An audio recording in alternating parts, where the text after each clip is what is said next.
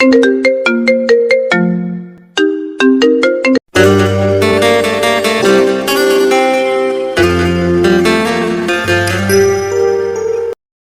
নতুন ভালোবাসার গল্প পেতে আমাদের চ্যানেলটি সাবস্ক্রাইব করে পাশে থাকা বেল আইকনে ক্লিক করুন। ধন্যবাদ। হঠাৎ করে গ্রামের বাড়িতে যেতে চাচ্ছ? তোর বিয়ে তো, তাই আমরা গ্রামের বাড়িতে যাচ্ছি। আমার কি এখন বিয়ে করার বয়স হয়েছে? বিয়ের বয়স হয়নি, এতদিনে বিয়ে দিয়ে দিলে তো 2-3টা বাচ্চার বাবা হয়ে যেতি। কেমন আছো তুমি? তোরা তো আমাকে ভালো থাকতে দিচ্ছিস না। ও মা, হবু বউয়ের সাথে কেউ তুই করে কথা বলে নাকি? আমি আসি। আমাদের গল্পগুলো যদি ভালো লেগে থাকে তাহলে আমাদের চ্যানেলটি সাবস্ক্রাইব করে পাশে থাকবেন। ধন্যবাদ। আর আমি প্রিয়াঙ্কা। আমাদের গল্পগুলো যদি ভালো লেগে থাকে অবশ্যই আমাদের চ্যানেলকে সাবস্ক্রাইব করে পাশে থাকবেন। আর হ্যাঁ, ভিডিওটি সম্পূর্ণ শুনবেন। সকালে আমি, আব্বু, আম্মু আর জান্নাত একসাথে নাস্তা করছি। ইমন, তোর আর কয়টা পরীক্ষা আছে রে? আর 2টা। কবে শেষ হবে? এখনো 3 দিন লাগবে, মাঝখানে একদিন বন্ধ আছে। পরীক্ষা শেষ হলে আমরা সবাই গ্রামের বাড়িতে যাব, ঠিক আছে? হঠাৎ গ্রামের বাড়ি? কি জন্য? কেন, গ্রামের বাড়ি কি আমাদের বাড়ি না? আর আমাদের বাড়িতে গেলে কি হবে তোর? না, হঠাৎ করে গ্রামের বাড়িতে যেতে চাচ্ছ তাই বললাম আর কি। তোর বিয়ে তো, তাই আমরা গ্রামের বাড়িতে যাচ্ছি। আমার বিয়ে মানে? আমার কি এখন বিয়ে করার বয়স হয়েছে? তোকে এত কিছু বুঝতে হবে না, তুই আগের ভালো মতো করে পরীক্ষা দিয়ে নে, তারপর সব দেখা যাবে। এখন বিয়ের কথা শুনলে কিভাবে ভালোভাবে পরীক্ষা দেবো বলো তো? তোমরা মেজাজটাই নষ্ট করে দিলে। ধ্যাত, আর খাবোই না। খাওয়া শেষ হয়ে গেছে, এখন বলছে আর খাবো না। এই পেতনি, চোখের সামনে থেকে সর বলছি। নাস্তা না শেষ করে রুমে চলে আসলাম, এখন বিয়ের কথা শুনে মেজাজটাই নষ্ট হয়ে গেল। ও, আপনাদের তো পরিচয়টাই দেওয়া হয়নি। আমি ইমন, অনার্স 2য় বর্ষে পড়ি। আব্বু নিজস্ব ব্যবসা সামলায়, আম্মু গৃহিণী বাড়িতে থাকে, আর ছোট বোন জান্নাত এইবার ইন্টার ফার্স্ট ইয়ারে পড়ে। একটু পড়াশোনা করে পরীক্ষা দেওয়ার উদ্দেশ্যে বের হলাম। পরীক্ষা শেষ হলো, তারপর আমরা সবাই একসাথে আড্ডা দিতে লাগলাম। দোস্ত, আমার না বিয়ে ঠিক করছে। বলিস কি? কার সাথে তোর বিয়ে হচ্ছে? জানি না রে, আম্মু বললো আর কি।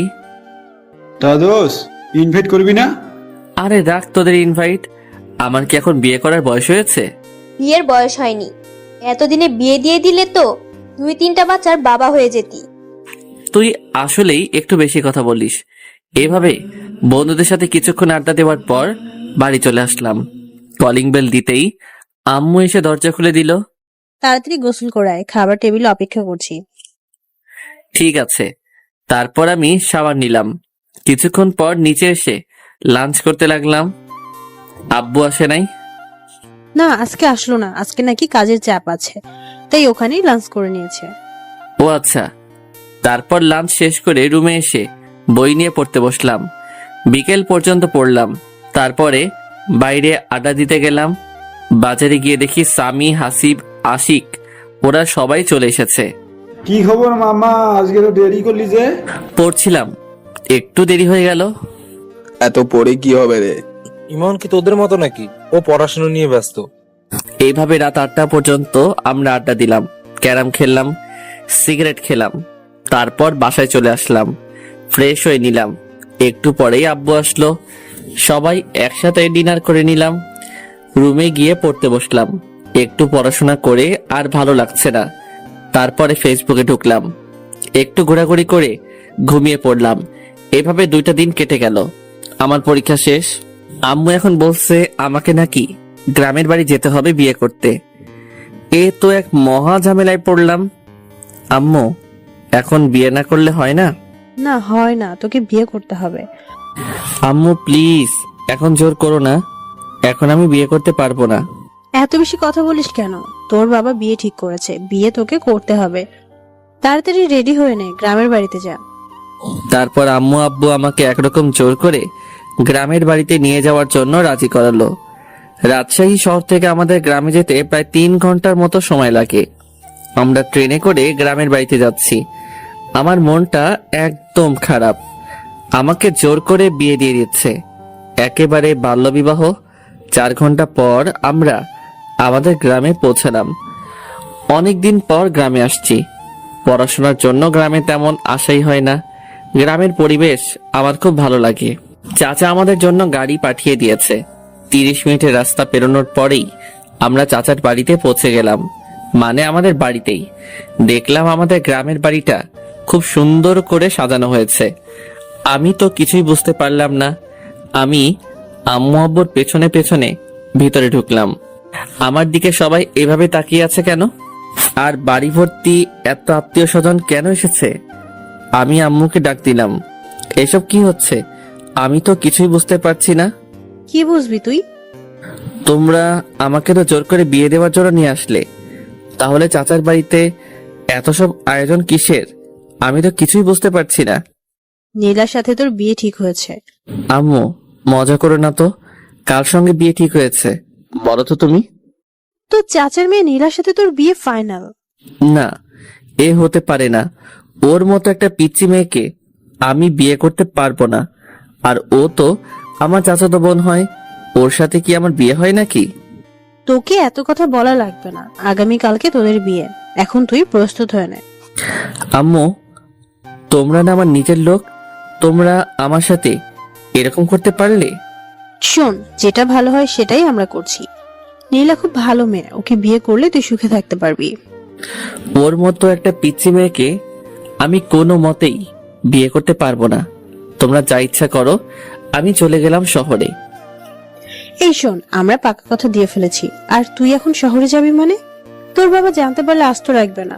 আর এত কিছুর আয়োজন দেখছিস, এখন কি বিয়ে কোনোভাবে ভেঙে দেওয়া যায় নাকি? তোকে বিয়ে করতে হবে। তারপর আম্মু আব্বুকে ডাক দিল। আব্বু আর আম্মু একসাথে আমাকে প্যারা দিতে লাগলো। আমাকে কোনো কথা বলার সুযোগই দিল না। আমাকে রেখে আম্মু আর আব্বু চলে গেল। এদিকে চাচার বাড়িতে অনেক মানুষ আমাকে দেখতে আসছে। মনে হয় কখনো দেখেনি। আমি চুপচাপ বসে আছি। একের পর এক রুমের ভিতরে আসতেই আছে। একটু পর নীলা ও তার সাথে কয়েকটা মেয়ে রুমের ভেতরে আসলো। কেমন আছো তুমি? তোরা তো আমাকে ভালো থাকতে দিচ্ছিস না। ও মা, হবু বউয়ের সাথে কেউ তুই করে কথা বলে নাকি? আরে রাখ তোর বউ। আমি তোকে কখনো বিয়ে করতে পারবো না। ছি ছি, কি সব বাজে কথা বলছো তুমি?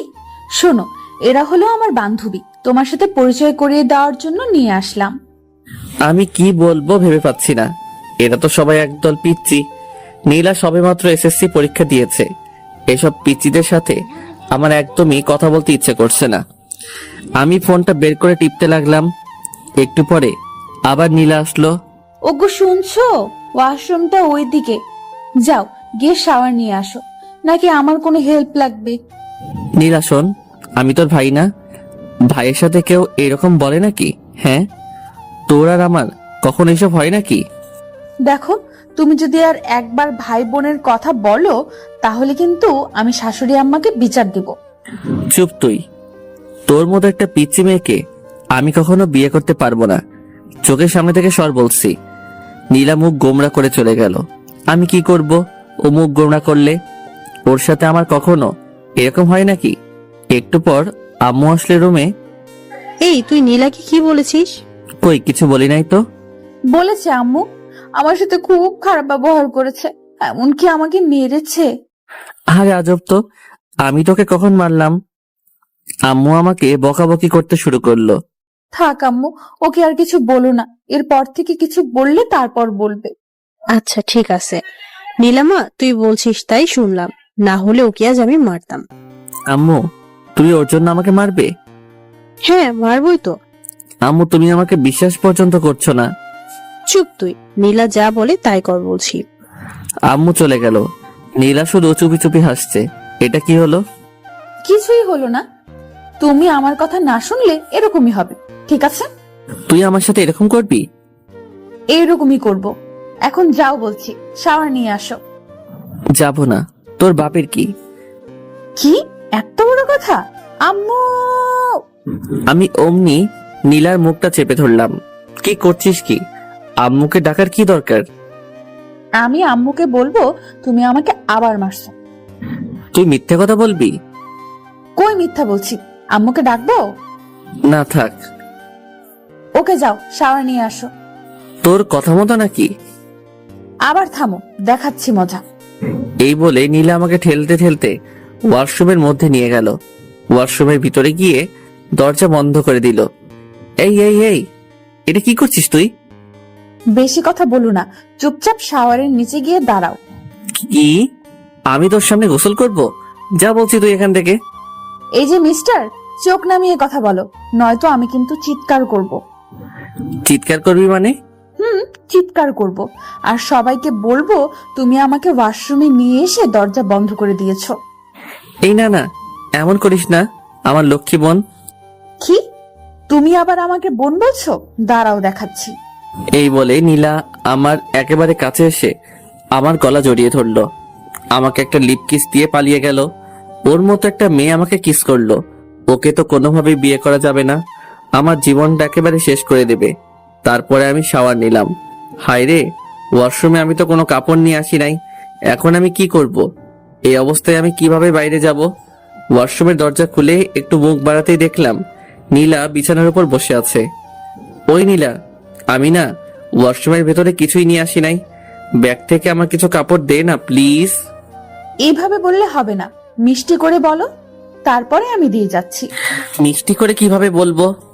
তুমি বলো, ওগো শুনছো, ব্যাগ থেকে আমার কিছু কাপড় দিয়ে যাও না। কি আর করব, নীলার কথা শোনা ছাড়া আমার তো আর কোনো উপায় নেই। ওগো বউ শুনছো, ব্যাগ থেকে আমার কিছু কাপড় দিয়ে যাও না। নীলা হাসতে হাসতে কাপড় নিয়ে আমার সামনে এসে দাঁড়ালো। আর কোনো হেল্প লাগবে নাকি? মানে? না, চেঞ্জ করার। আমি অমনি দরজা আটকে দিলাম। ওর মতো একটা পিচ্চি মেয়ের সাথে আমি কিভাবে সারা জীবন কাটাবো? তারপরে চেঞ্জ করে রুমের ভিতরে আসলাম। দেখলাম নীলা সোফায় বসে আছে। কি তোর সমস্যা কি? তুই সব সময় এখানে কি করছিস? তুমি আমার সাথে ভালোভাবে কথা বলবে কিন্তু, না হলে। না হলে? না হলে কি করবি তুই? তোর মতো একটা পিচ্চি মেয়ে আমাকে শুধু বিরক্ত করতে জানিস। ওকে, আর বিরক্ত করব না, এখন শুধু ভালোবাসবো। এই বলে নীলা আমার কাছে আসতে থাকলো। আমি আস্তে আস্তে পেছনে সরে যাচ্ছি। সরতে সরতে দেওয়ালের সাথে আটকে গেলাম। এই পিচ্চি, একদম কাছে আসবি তো বলছি। নীলা আস্তে আস্তে আমার একেবারে কাছে চলে আসলো। ভয় করছো কেন? কালই তো আমাদের বিয়ে, তারপর তো সব ঠিক হয়ে যাবে, তাই না? তুই সর বলছি। ওকে চলো, নিচে সবাই লাঞ্চ করার জন্য অপেক্ষা করছে। তুই যা, আমি তোর সাথে যাব না। বেশি কথা বলো না, একসাথে চলো বলছি, না হলে কিন্তু আবার কাছে আসবো। না না, কাছে আসিস না, চল তোর সাথে যাব। তারপর আমি নিচে গিয়ে লাঞ্চ করার জন্য একটা চেয়ারে গিয়ে বসলাম। সবাই আমাদের দিকে তাকিয়ে আছে। আমাদের বলতে আমার আর নীলার দিকে সবাই হা করে তাকিয়ে আছে। নীলার আম্মু মানে চাচি বলল, নীলা তুই জামাইয়ের পাশে গিয়ে বস। আমি তো একদম অবাক, চাচি আমাকে আগেই জামাই বলছে। না কোনো পাগলের পাল্লায় পড়লাম রে, যে কিছুই বুঝতে পারছি না। এদিকে নীলা আমার পাশের চেয়ারে বসে আমাকে শুধু বিরক্ত করে যাচ্ছে, পা দিয়ে শুধু আমার পায়ে টোকা দিচ্ছে। আমি তাড়াতাড়ি লাঞ্চ শেষ করে রুমে এসে দরজা বন্ধ করে দিলাম, যাতে পিচ্চিটা আমাকে বিরক্ত করতে না পারে। আমি ফোনটা বের করে স্বামীকে একটা ফোন দিলাম। মামা কি খবর, কি করছিস? আর বলিস না, এখানে আমার একদম ভালো লাগছে না। কবে যে বাসায় আসবো রে। কেন ভালো লাগছে না কেন? এখানে সব পিচিদের পাল্লায় পড়েছি, আমার একদমই ভালো লাগছে না। আচ্ছা মামা, তাহলে থাক, আমরা সবাই এখন ব্যস্ত আছি, পরে কথা হবে। কিসের ব্যস্ত? আরে তোদের বাড়িটা সুন্দর করে সাজিয়ে দিচ্ছি মামা, আসল ঘরটা এমন করে সাজিয়েছি না, খেলা হবে। রাখ তোর খেলা। তারপরে ফোনটা কেটে দিলাম। ফেসবুকে ঢুকে অযথাই ঘোরাঘুরি করলাম, কিছুই যে ভালো লাগছে না। এদিকে তো ফেসবুকে শুধু মেসেজ আসতেই আছে, সবাই উইশ করছে, বিয়ের উইশ। আমি বুঝতে পারলাম না এত বন্ধু বান্ধব ফেসবুকে, এরা আমার বিয়ের কথা জানলো কিভাবে। তারপরে দেখলাম আশিক আমার বিয়ে নিয়ে ফেসবুকে একটা পোস্ট করেছে। মেজাজটাই তো গরম হয়ে গেল। তারপরে বিকেল হয়ে আসলো। এদিকে নীলা এসে বারবার আমাকে বিরক্ত করছে। একটু পরপরই আমার রুমে আসছে, এটা সেটা বলছে। ওর বান্ধবীরা আমাকে নিয়ে হাসাহাসি করছে। আমি বুঝতে পারলাম না ওদের মতো এক একটা পিচ্চিদের সাহস কিভাবে হয় আমাকে নিয়ে হাসাহাসি করার। আমি কিছুই বললাম না, কারণ এখানে অনেক আত্মীয় স্বজন আছে। ওরা যদি জানতে পারে তাহলে কি বলবে। তারপরে রাত হয়ে আসলো, বিয়েটা তাহলে হয়ে যাচ্ছে। আমি কিছু করতে পারছি না। কি আজব, চাচাতো বোনের সাথে বিয়ে, ভাবতেই কেমন লজ্জা লাগছে। তাও একটা পিচ্চি মেয়ে, যে কিনা এবার এসএসসি দিল মাত্র। বাইরে সবাই অনেক আনন্দ করছে, গান বাজছে খুব জোরে। আমি রুমের মধ্যে বসে আছি, নিচে সবাই যে যার মতো ব্যস্ত। রুমের মধ্যে বসে মোবাইল টিপতেছি, এমন সময় নীলা আসলো। কি ব্যাপার মশাই, একা একা রুমের মধ্যে? নিচে চলেন, সবাই অনেক মজা করছে। তোর সমস্যা কি? আমি একা থাকলে? তুই যা, আমি যাব না। শোনো, তোমাকে অনেক বলেছি তুমি আমার সাথে ভালোভাবে কথা বলবে। বলবো না। কি করবি তুই? ওকে, দেখাচ্ছি কি করি। এই, না না না না। তাহলে নিচে চলো, আমার সাথে নাচবে। কি, তোর সাথে নাচবো? তাও আবার আমি? এত অবাক হয়ে লাভ নেই, যাবে কিনা সেটা তাড়াতাড়ি বলো। কখনই যাব না, তুই যা তো। ওকে, দেখাচ্ছি। এই শোন, আমার না এত জোরে আওয়াজ একদম পছন্দ না। জোরে সাউন্ড হলে আমার মাথায় সমস্যা হয়, তার জন্যই আমি নিজে যেতে চাচ্ছি না আর কি। সত্যি বলছো? হ্যাঁ, একদম সত্যি। ওকে, তাহলে নিচে যাওয়া লাগবে না, আমরা দুজন এখানে বসে গল্প করব। এই শোন, এখন দুজন একসাথে থাকলে মানুষ কি বলবে? হ্যাঁ, কে কি বললো সেটা দেখার বিষয় না। আমি আমার জামাইয়ের সাথে বসে গল্প করছি, তাতে মানুষের কি? তোর জামাই হতে আমার বয়েই গেছে। ফিসফিস করে কি বললে? কই কিছু না তো, কিছু বলি নাই। এইভাবে দুজন অনেকক্ষণ ধরে বসে গল্প করলাম।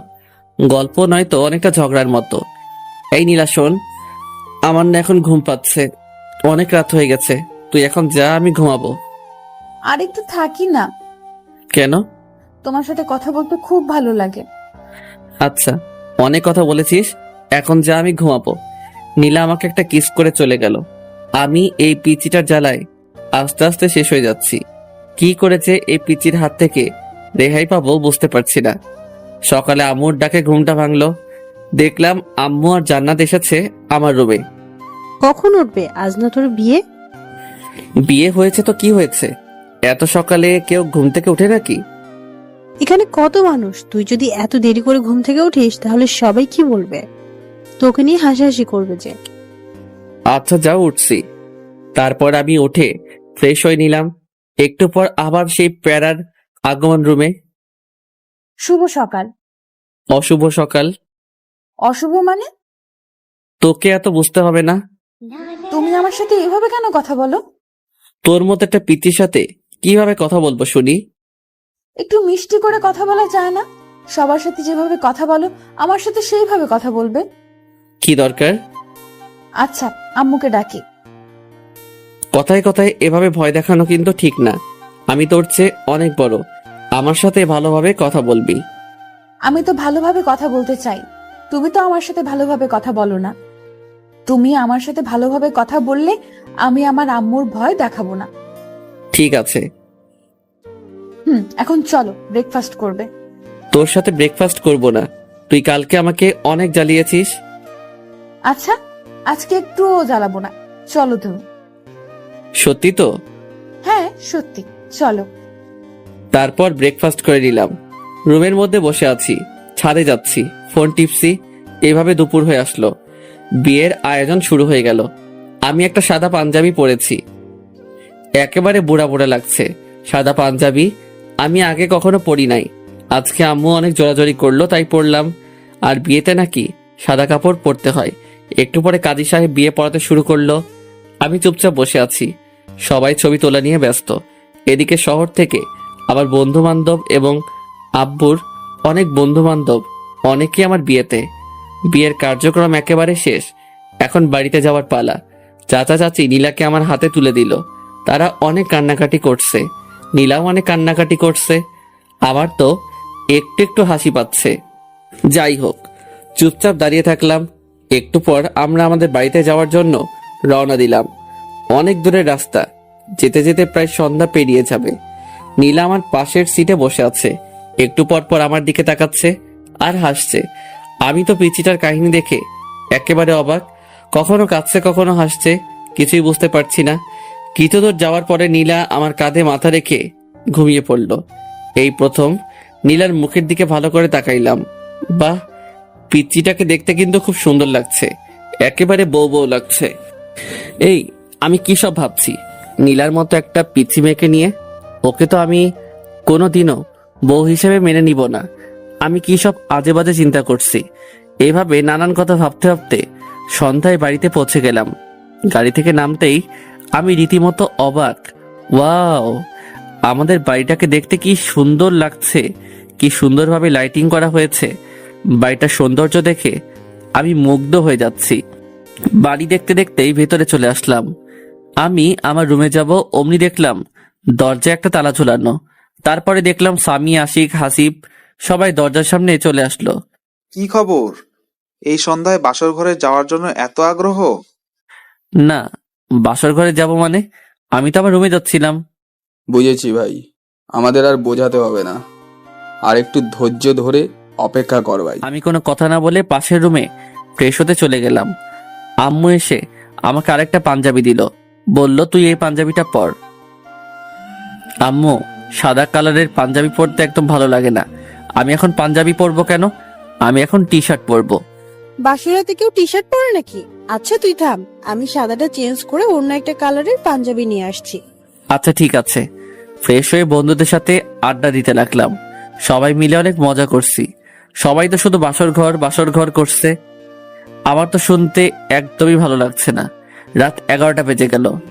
আম্মু আব্বু এসে আমাকে বকাবকি করতে শুরু করে দিল। তোর বুদ্ধি বলতে কিছুই নেই।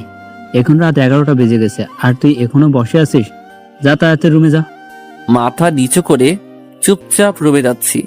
দরজার সামনে যেতেই সামি আমার কাছে আসলো। মামা, বালিশের নিচে রাখা আছে। তোর শালা, শত সামনে থেকে। তারপর আমি দরজা খুলতেই পুরোপুরি অবাক হয়ে গেলাম। রুমটা এত সুন্দর করে সাজানো আমি কিছুতেই বোঝাতে পারবো না। আমি এদিকে ওদিকে ঘুরে রুমটা দেখতে লাগলাম। বিছানাটাও খুব সুন্দর করে সাজানো। চোখ পড়লো নীলার দিকে, দেখলাম বিছানার মাঝখানে ঘোমটা দিয়ে বসে আছে। আমি সোফায় গিয়ে বসে পড়লাম। এই তুমি সোফায় কেন বসলে? তোর মাথায় বসবো নাকি? বাসর রাতে কেউ কারো মাথায় বসে না। তুমি আমার সামনে এসে বসো। তোর সামনে আমি বসবো না। এটা কিন্তু বাড়াবাড়ি হয়ে যাচ্ছে, কাছে আসো বলছি। শোন, তোর মতো একটা পিচ্চি মেয়েকে আমি বউ হিসেবে কখনোই মেনে নেব না। কেন, আমার দোষ কি? কি করেছি আমি? জানি না কি তোর দোষ, কিন্তু তোর মতো একটা পিচ্চি মেয়েকে আমি আমার বউ করে নিতে পারবো না। কেন আমাকে বউ হিসেবে মেনে নিবে না? তাহলে কেন আমাকে বিয়ে করলে? আব্বু আম্মুর জোড়াজোড়িতে তোকে বিয়ে করেছি, না হলে কখনোই তোর মতো পিচ্চিকে আমি বিয়ে করতাম না। বিয়েটা কি একটা ছেলে খেলা পেয়েছো নাকি, যে তুমি তোমার আব্বু আম্মুর জোড়াজোড়িতেই আমাকে বিয়ে করবে আর আমার জীবনটা নষ্ট করে দেবে? তোর জীবন নষ্ট করতে চাইনি। বিয়ে করেছো আর এখন বলছো বউ হিসেবে মানি না? দেখাচ্ছি তোমায়। নীলা বিছানা থেকে নেমে আমার কাছে আসছে। দেখ পিচ্চি, একদম আমার কাছে আসার চেষ্টা করবি না, না হলে কিন্তু খবর আছে। কি করবে তুমি শুনি? মারবো তোকে। আম্মু, আম্মু, তোমার ছেলে আমাকে মারছে। এই পিচ্চি, চিৎকার করছিস কেন? আমি তোকে কখন মারলাম? মারতে চেয়েছো তো নাকি? মারতে চেয়েছি কিন্তু মারি নাই তো। আচ্ছা তোকে মারবো না, এখন আমি ঘুমাবো, আর একটা কথাও বলবি না। ওই বাসর রাতে কেউ ঘুমায় নাকি? আর তুমি বিছানায় চলো, সোফায় কেন বসে আছো? তোর কাছে আমি যাব না, আমার থেকে দূরে থাকবি। কি দূরে থাকবো, দাঁড়াও দেখাচ্ছি। এই বলে নীলা আমার কোলে এসে বসলো। এই পিচ্চি, কি করছিসটা কি? ওঠ বলছি। উঠবো না, আর তুমি এত কথা বলবে না, না হলে কিন্তু আমি চিৎকারও করবো, তখন বুঝবে কি হয়। না, চিৎকার করিস না। তারপরে নীলা আমার হাত ধরে আমাকে বিছানায় নিয়ে গেল। তোর সঙ্গে একসাথে ঘুমাতে পারবো না। ঘুমাতে কে বলছে? তাহলে দেখবে। কি দেখবো? এই বলে নীলা আমাকে ধাক্কা দিয়ে বিছানায় ফেলে দিল। তারপরে আমার বুকের উপরে উঠে গলা জড়িয়ে ঠোঁটে ঠোঁট লাগিয়ে দিল। নীলা আমার বুকের উপরে থাকায় আমি কিছুতেই ওকে নামাতে পারছি না, আর এদিকে কিছু বলতেও পারছি না, কারণ চার ঠোঁট একসাথে বন্দী হয়ে আছে। অনেকক্ষণ পর নীলা আমাকে ছাড়লো। দুজনেই অনেক হাঁপাচ্ছি, কেউ কোনো কথা বলতে পারছি না। একটু পরে নীলা আমার বুকের উপর মাথা রেখে শুয়ে পড়ল। এই পিচি, তোকে অনেকক্ষণ থেকে সহ্য করছি, এখন আমার উপর থেকে নাম বলছি। শোনো, তুমি বেশি কথা বলবে না বলছি, না হলে কিন্তু আমি আম্মুর কাছে বিচার দিব, আর তারপরে কি হবে তুমি ভালোভাবেই বুঝতে পারছো। আমি আর কোনো কথা বললাম না, কারণ কথা বলার কোনো রাস্তা নেই। সব রাস্তা এই পিচি শয়তানি আটকে দিয়েছে। আমি শুধু ভাবছি এই পিচির হাত থেকে কিভাবে রেহাই পাবো। আল্লাহ, তুমি আমাকে এর হাত থেকে বাঁচাও। আমি আর পারছি না, এইটুকু একটা মেয়েকে কিভাবে নিজের বউ করে নেব বুঝতে পারছি না, তাও আমার চাচাতো বোন। মেনে নেওয়া একেবারে অসম্ভব। এই নীলা, এবার আমার উপর থেকে নাম, নেমে ঘুমা, অনেক রাত হয়েছে। বাসর রাতে কেউ ঘুমায় না। ওকে, আমার উপর থেকে নাম, আমার অনেক ভারী লাগছে তো। তারপরে নীলা আমার উপর থেকে নামলো, কিন্তু ছাড়লো না, মানে পাশ কাটিয়ে আমাকে জড়িয়ে ধরে আছে। দেখ নীলা, অনেক জার্নি করেছি, আমার ভীষণ টায়ার্ড লাগছে, আমাকে ঘুমাতে হবে, না হলে অসুস্থ হয়ে পড়বো। আরো অনেক কিছু বাকি আছে, আর তুমি এখনই ঘুমাবে? মানে? মানে বসো না, তুমি তো অনেক বড়, আমাকে পিচ্ছি বলে, আর তুমি বুঝো না। আমি এইটুকু মেয়ের কথা শুনে একেবারে অবাক হয়ে যাচ্ছি। নীলা দেখ, জোর করে ভালোবাসা পাওয়া যায় না। আমি জোর করে আমার স্বামীর ভালোবাসা আদায় করে নিব। আমি পাশ কাটিয়ে অন্যদিকে ঘুরলাম। নীলা আমাকে পেছন থেকে জড়িয়ে ধরছে। নীলা হয়তো আমার আদর পাওয়ার জন্য অপেক্ষা করছে, কিন্তু আমি এই পিচ্চি মেয়েটাকে কিছুতেই বউ হিসেবে মানতে পারছি না। নীলা নড়াচড়া করছে, আমি চুপচাপ শুয়ে আছি। একটু পর পর আমাকে ছাড়ছে, আবার জড়িয়ে ধরছে। অনেকক্ষণ পর লক্ষ্য করলাম নীলা আর নড়ছে না, হয়তো ঘুমিয়ে পড়েছে। আমিও এটা সেটা ভাবতে ভাবতে ঘুমিয়ে পড়লাম। সকালে ঘুম থেকে উঠে আমি নীলাকে দেখে চমকে উঠলাম। কি যে বলবো বুঝতে পারছি না। নীলার শাড়ি একেবারে এলোমেলো হয়ে আছে। আমি তো প্রথমবার দেখে ভীষণ লজ্জা পেয়েছি। এইটুকু একটা পিচি মেয়ে যে কিনা নিজের শাড়ি সামলাতে পারে না, সে আমাকে কিভাবে সামলাবে? আমি অন্যদিকে তাকিয়ে নীলার শাড়িটা ওর গায়ের উপর দিতেই ও আমার হাত চেপে ধরলো। আমি বুঝতে পারলাম ও মজা করছে, মানে জেগে আছে। হাত ছাড় বলছি। চলো, তোমার জন্য অপেক্ষা করছিলাম। কোথায় যাব? গোসল করতে। আমি এত সকালে গোসল করি না। এখন থেকে প্রতিদিন সকালে গোসল করতে হবে। বললাম তো আমি সকালে গোসল করি না, তুই যা। এই, রাতে কি করলে ভুলে গেছো? এখন গোসল করবে না বললেই হবে? চলো বলছি। এই ওয়েট, রাতে কি করলাম মানে? তুই কি বলতে চাচ্ছিস?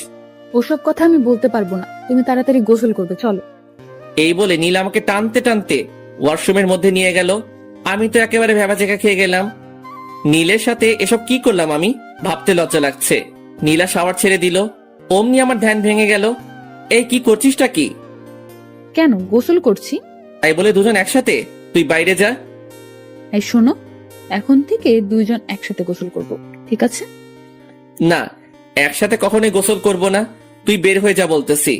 নীলা আমাকে জড়িয়ে ধরলো, দুজনেই কাক ভেজা হয়ে ভিজে গেছি। তারপরে নীলা আমাদের কাপড়গুলো ছাদে শুকাতে দিয়ে আসলো। আমি রুমের মধ্যে বসে আছি। একটু পর নীলা আসলো, এসে চিরুনি করতে লাগলো। নীলা একটু পর পর আমার দিকে তাকাচ্ছে আর হাসছে।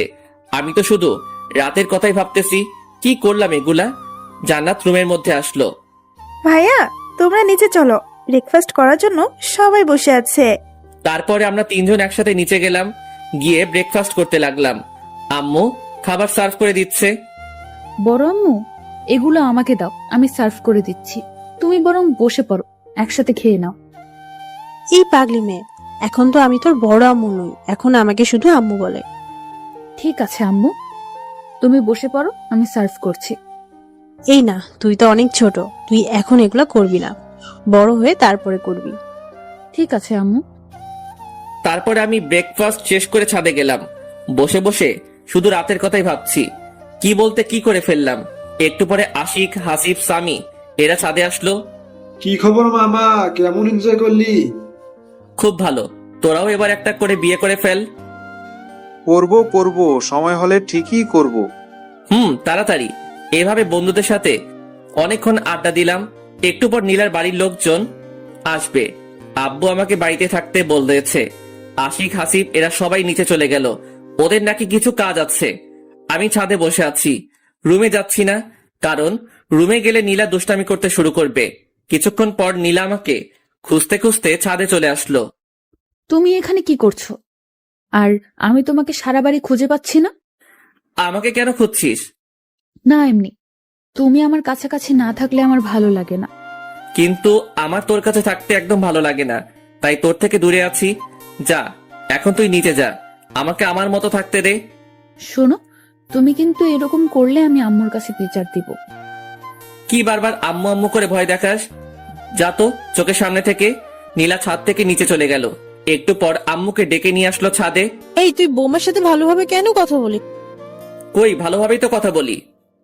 না আম্মু, আমার সাথে একদম ভালোভাবে কথা বলে না। আমাকে শুধু কথায় কথায় ধমক দেয়। এরপর থেকে যদি বৌমার সাথে এরকম ব্যবহার করিস তাহলে কিন্তু খবর আছে। তোর আব্বুর সাথে সবকিছু বলবো, তারপর বুঝবি।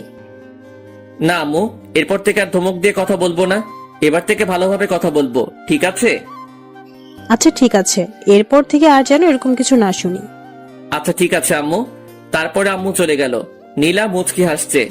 এই পিচ্ছি, আমাকে বারবার বকা খাওয়াতে তোর বুঝি ভালো লাগে? না, একদমই ভালো লাগে না। আমার প্রাণের স্বামী ছোট বাচ্চাদের মতো তার আম্মু আব্বুর কাছে বকা খায়, এগুলো আমার একদমই ভালো লাগে না। তাহলে কেন বারবার আম্মুর কাছে বিচার দিস? কারণ তুমি আমার সাথে ভালোভাবে কথা বলো না, আমার কথা একটাও শোনো না। আচ্ছা, এবার থেকে শুনবো।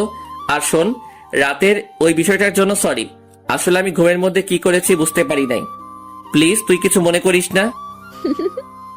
কি হলো, হাসছিস কেন? তুমি তো রাতে কিছুই করনি, আমি এমনিতেই মজা করে ওগুলো বলেছিলাম। কি শয়তাননি, তুই আমার সাথে একদম এগুলো করবি না। আচ্ছা, এবার থেকে আর ওরকম করব না। চলো এবার নিচে চলো। নিচে যাচ্ছি। এমন সময় নীলা চিৎকার দিয়ে উঠলো।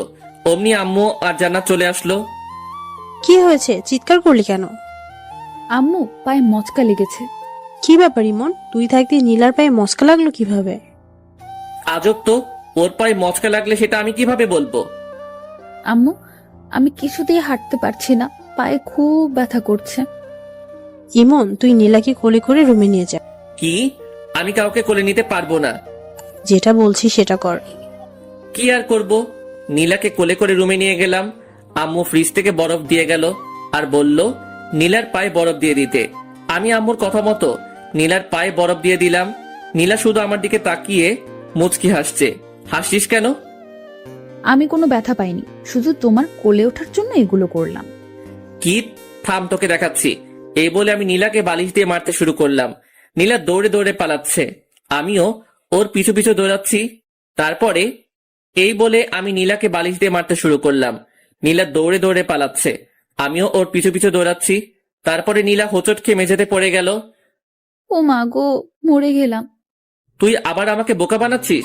থাম, তোকে দেখাচ্ছি। এই বলে আমি নীলাকে বালিশ দিয়ে মারতে শুরু করলাম। নীলা পায়ে হাত দিয়ে বসে আছে। শোনো, আমি সত্যিই বলছি, এবার আমার পায়ে খুব লেগেছে, খুব ব্যথা পাচ্ছি। কই দেখি তোর পা। দেখলাম নীলার পা অনেকটা ফুলে আছে। আমি বুঝতে পারলাম এবার ওর পায়ে সত্যি সত্যি লেগেছে। আমি নীলাকে উঠিয়ে বিছানায় শুইয়ে দিলাম। তারপর নীলার পায়ে বরফ লাগিয়ে দিলাম। একটু পর নীলার বাড়ির লোকজন আসলো। আমি আর নীলা সবার সাথে কথা বললাম। আম্মু বলল আমাকে নাকি আজকে নীলার বাড়িতে যেতে হবে, এটা নাকি নিয়ম।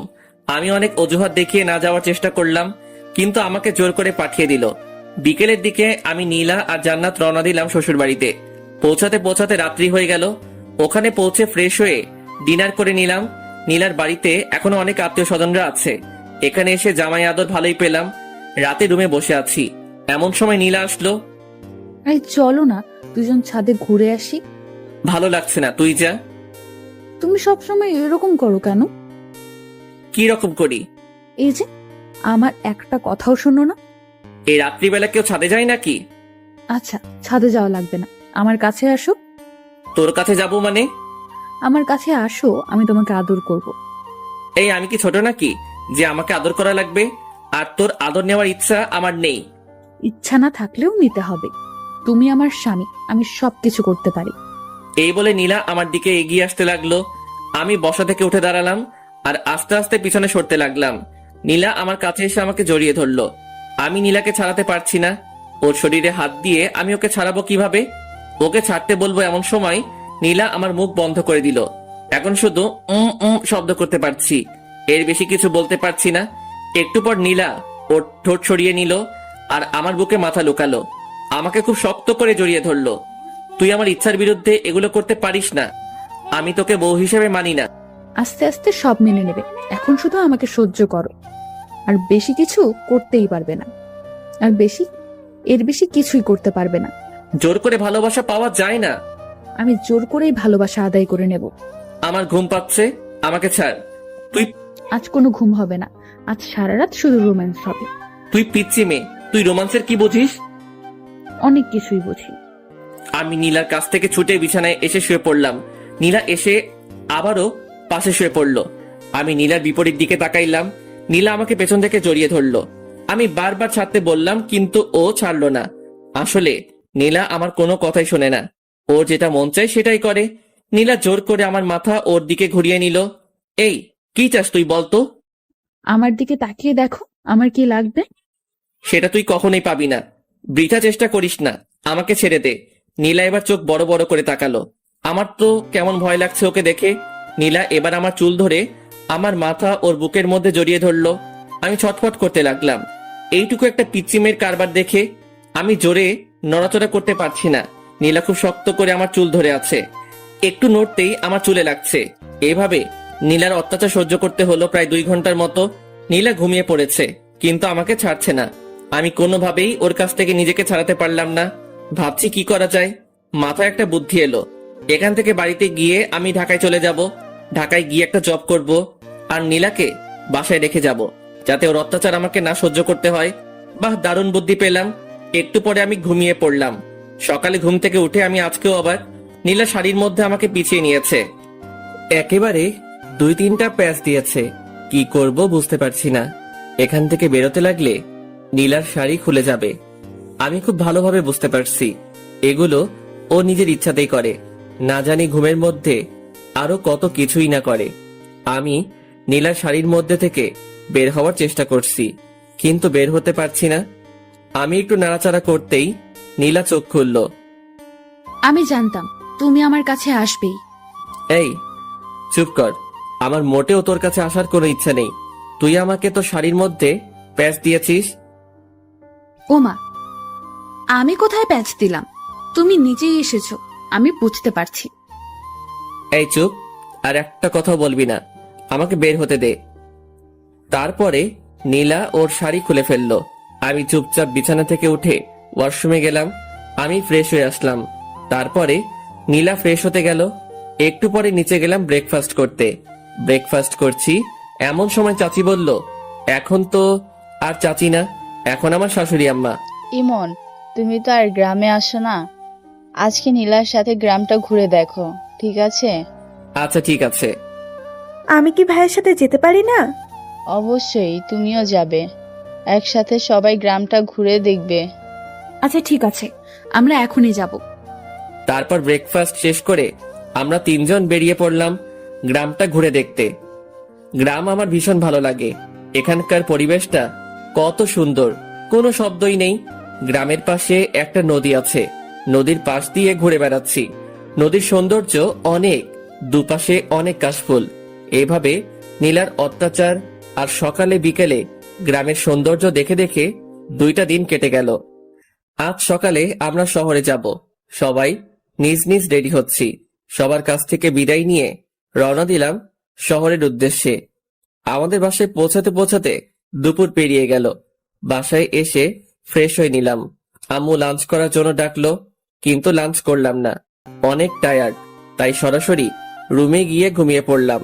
বিকেলের দিকে ঘুম ভাঙলো। ঘুম ভাঙতে দেখলাম আমার পাশে নীলা ঘুমিয়ে আছে। আমি উঠে ফ্রেশ হয়ে নিলাম। তারপরে বাইক নিয়ে বেরিয়ে পড়লাম। অনেক দিন থেকে বন্ধুদের সাথে আড্ডা দেওয়া হয়নি। আমি বাজারে পৌঁছালাম। বাড়ি থেকে বের হওয়ার সময় সবাইকে ফোন দিয়ে চলে আসতে বলেছি, কিন্তু এখনো কেউই আসেনি। কিছুক্ষণ অপেক্ষা করার পর আশিক আসলো। কি খবর, কেমন আছিস? এই তো ভালো আছি, তুই কেমন আছিস? বিয়ে করে তো আমাদের ভুলে গেলি। আরে না, তোদের সবাইকে খুব মিস করি। ও আচ্ছা, ভাবির কি খবর, কেমন আছে? হ্যাঁ ভালো আছে। এভাবে দুজনে বসে গল্প করছি। কিছুক্ষণ পর হাসিব আর সামি আসলো। আমরা 4 জন ক্যারাম খেলতে শুরু করলাম। আমরা নিয়মিত ক্যারাম খেলি, কিছুদিন না খেলায় আমি তেমন খেলতে পারছি না। ক্যারাম খেলছি আর সিগারেট টানছি। কখন যে রাত হয়ে গেছে বুঝতেই পারি নাই। আমরা সবাই যে যার বাসায় চলে আসলাম। আমার বাসায় পৌঁছাতে পৌঁছাতে রাত 9টা বেজে গেল। কলিং বেল দিলাম, আম্মু এসে দরজা খুলে দিল। আচ্ছা তোমরা যাও, আমি ফ্রেশ হয়ে আসছি, তারপরে আমি ওয়াশরুমে যাব। এমন সময় নীলা এসে সামনে দাঁড়ালো। কি সমস্যা তোর? সামনে দাঁড়িয়েছিস কেন? তুমি কোথায় গিয়েছিলে আমাকে না বলে? কোথায় যাব না যাব সেটা কি তোকে বলে যেতে হবে নাকি? আই ওয়েট, তুমি কি খেয়েছো? কি খেয়েছি মানে? তুমি স্মোক করো? সিগারেটের গন্ধ বের হচ্ছে। শর্ত সামনে থেকে। আমি নীলার পাশ কাটিয়ে ওয়াশরুমে গেলাম, তারপরে ফ্রেশ হয়ে নিচে গেলাম ডিনার করতে। দেখলাম আম্মু, আব্বু, জান্নাত, নীলা সবাই বসে আছে আমার জন্য, একসাথে ডিনার করবে। তাই আমি গিয়ে বসে পড়লাম। আম্মু খাবার সার্ভ করতে শুরু করলো। আম্মু, তুমিও বসে পড়ো, আমাদের সাথেই খাবে। আচ্ছা ঠিক আছে, বসছি, তোরা খেতে শুরু কর। আব্বু, আমার কিছু কথা ছিল। হ্যাঁ বলো। আব্বু, আমি এখন জব করব। অনেক তো বসে থাকলাম, এখন একটা কোনো কাজ করি। তাছাড়াও এখন তো বিয়ে করেছি, একটা জব করা দরকার। না, তোকে কোনো জব করতে হবে না। দেখ, ভালো লাগে না। আমার একটা কথাও তোমরা শোনো না। আমি ডিনার না শেষ করে রুমে চলে আসলাম। নীলার কাছ থেকে বাঁচার একটা বুদ্ধি পেলাম, এটাও আব্বু বন্ধ করে দিল। এখন কি করব? কিভাবে এই পিচ্চি শয়তান্নির হাত থেকে বাঁচবো? একটু পরেই নীলা আসলো। নীলা এসে দরজা লক করে দিল। এই, তোমার সমস্যা কি? কোনো সমস্যা নেই। বলো বলছি। এই শোন, মাথা এমনিতেই গরম হয়ে আছে, আর রাগিয়ে দিস না বলছি। আমি বুঝতে পেরেছি, তুমি আমার হাত থেকে বাঁচার জন্য বাইরে জব করতে যেতে চাচ্ছ। একটা কথা শুনে রাখো, আমার হাত থেকে তোমার নিস্তার নেই। তুমি যেখানেই যাও, আমি সব সময় তোমার পাশে থাকবো। তুই আসলেই একটু বেশি কথা বলিস। বেশি টেকছোটা কি? এখন দেখবে। মানে কি বলছিস? মানে তুমি স্মোক করো, এখন আমি সরাসরি আম্মুকে বলে দিব। তুই দেখেছিস আমি স্মোক করি? দেখি নাই, তবে গন্ধ পেয়েছি। এখনই আমি আম্মুকে বলছি। এই বলে নীলা বাইরের দিকে যেতে লাগলো। আমি ওর হাতটা ধরলাম। এই, আম্মুকে বলিস না প্লিজ। এর আগে আম্মু অনেক বকাবকি করেছিল, এমনকি আমাকে চড় মেরেছিল। আচ্ছা বলবো না, আমার কয়েকটা শর্ত আছে, এগুলো শুনলে আমি আর আম্মুকে বলবো না। কি শর্ত? শর্তগুলো মানতে হবে কিন্তু, না হলে আমি সরাসরি আম্মুর কাছে যাব আর গিয়ে বলবো, আম্মু তোমার ছেলে আমাকে মেরেছে, আমার সাথে খারাপ ব্যবহার করেছে এবং সিগারেট খেয়েছে। আচ্ছা কি শর্ত বল? আমার সাথে ভালো করে কথা বলতে হবে, মানে তুমি করে কথা বলতে হবে। এসব তুই চলবে না, আমি যা বলবো সেগুলো তোমাকে শুনতে হবে। কখনোই পারবো না। ওকে, তাহলে যাই আম্মুর কাছে, গিয়ে বলি তার ছেলে সিগারেট টানার গল্প। না বলিস না। তাহলে আমার কথা শুনতে হবে। আচ্ছা ঠিক আছে, শুনবো। থ্যাংক ইউ, এ বলে একটা কিস বসিয়ে দিল। আমি শুধু মাথা নিচু করে থাকলাম, কিছুই করতে পারছি না। আবার একটা বুদ্ধি বের করতে হবে। আই, কি ভাবছো? না কিছু না। ওকে, তাহলে এখন আমাকে একবার জড়িয়ে ধরো। পারবো না সর। 2টা অপরাধ করলে। 2টা মানে? 1, আবার তুই করে কথা বলছো, আর 2, আমার কথা শোনো নাই। আচ্ছা তুমি করে না বললে হয় না? না হয় না, জড়িয়ে ধরো বলছি। কি আর করব, ইচ্ছা না থাকা সত্ত্বেও নীলাকে হালকা করে জড়িয়ে ধরলাম। নীলা মুচকি হাসলো আর আমাকে শক্ত করে জড়িয়ে ধরলো। নীলা প্লিজ, তুমি আমার কাছ থেকে স্বামীর অধিকার চেও না। আচ্ছা চাইবো না, সময় হলে তুমি এমনিতেই দিবে। আচ্ছা ঠিক আছে, এখন ঘুমাই তাহলে। ঠিক আছে চলো। আজ অন্যদিকে তাকিয়ে ঘুমানোর আগেই নীলা আমাকে সামনাসামনি জড়িয়ে ধরলো। কি করব কিছুই বুঝতে পারছি না। আস্তে আস্তে এই পিচ্চি মেয়েটার মায়ায় পড়ে যাচ্ছি। নীলার প্রতি কি আমার বেশি অন্যায় করা হচ্ছে না? আমি কি ওকে আপন করে নেব? না, কি সব ভাবছি। ও তো আমার চাচাতো বোন, চাচাতো বোন কি আর বউ হয়? আই, তুমি কি ভাবছো গো? না কিছু না। বলো বলছি। না তেমন কিছু না, আমার একটা গার্লফ্রেন্ড আছে, ওকে নিয়ে ভাবছি। সত্যি বলছো? হ্যাঁ। তুমি না এখন বিয়ে করেছো? তোমার গার্লফ্রেন্ড থাক বা না থাক, সবকিছু ভুলে যাও। কখনোই পারবো না। এর জন্য তুমি আমাকে আপন করে নিচ্ছ না? হ্যাঁ, নীলা আমাকে ছেড়ে দিল, মনে হয় কষ্ট পেয়েছে।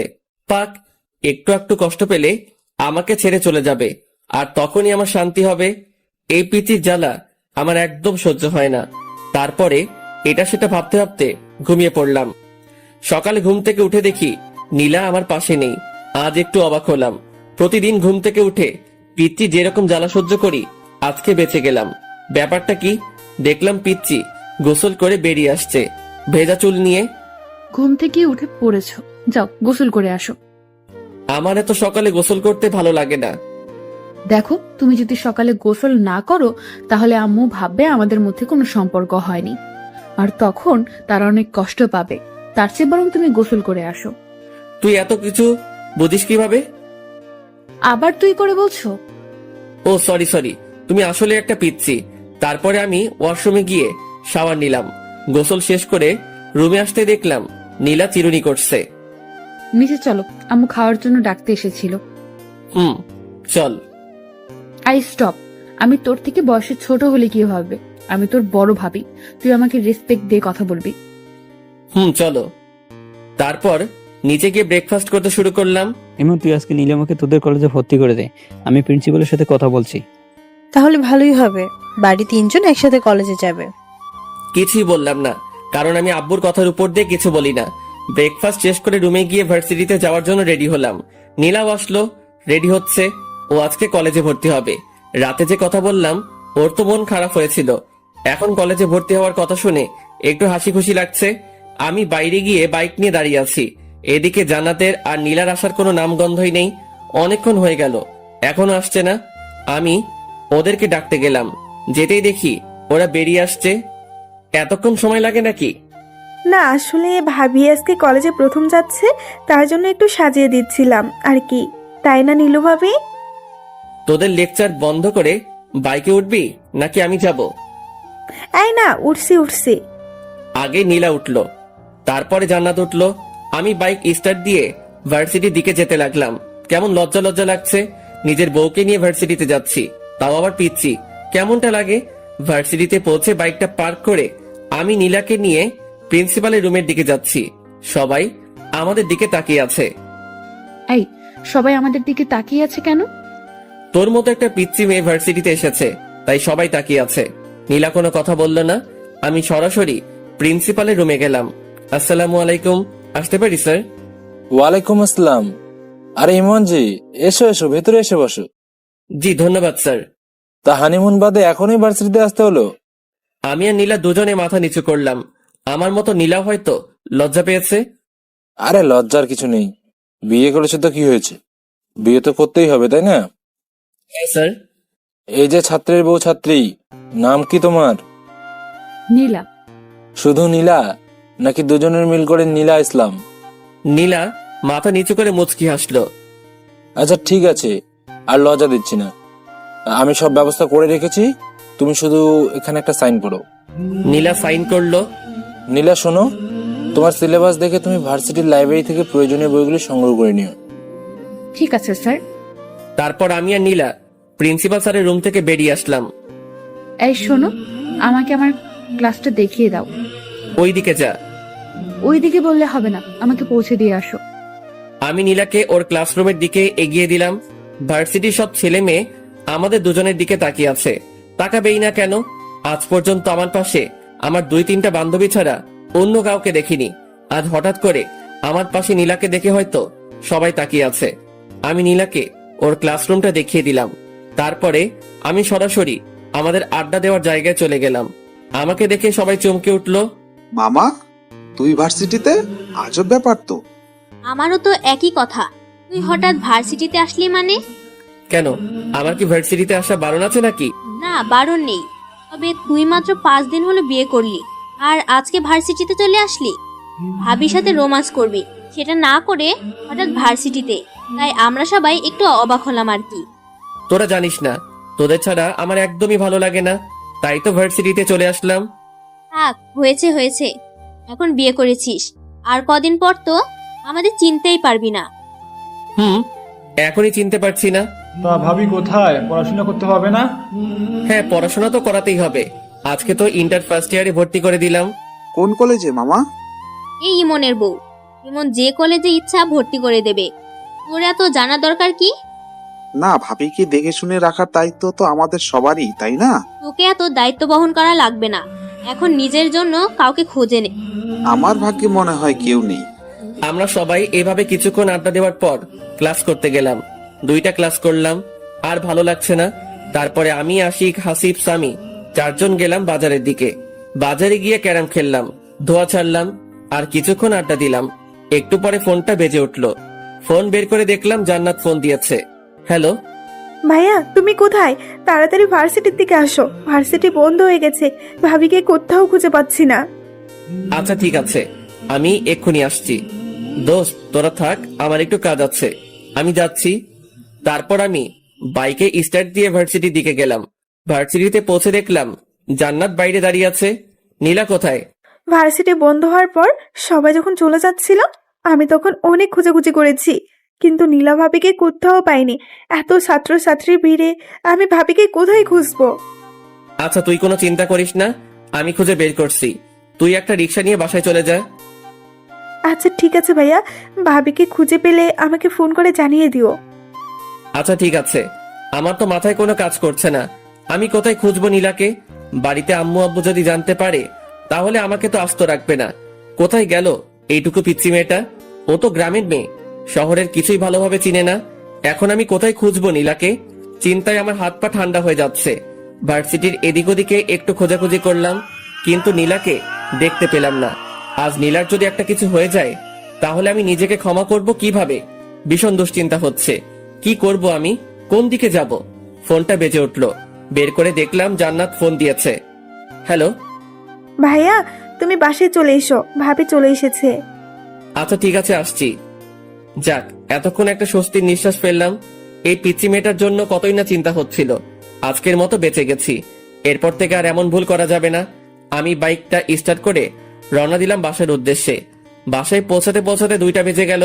কলিং বেল দিতেই জান্নাত এসে দরজা খুলে দিল। ভাইয়া আম্মু খুব রেগে আছে কিন্তু। আমি ভেতরে চলে আসলাম। আম্মু সরাসরি আমার কাছে এসে আমার গালে একটা কষে থাপ্পড় বসিয়ে দিল।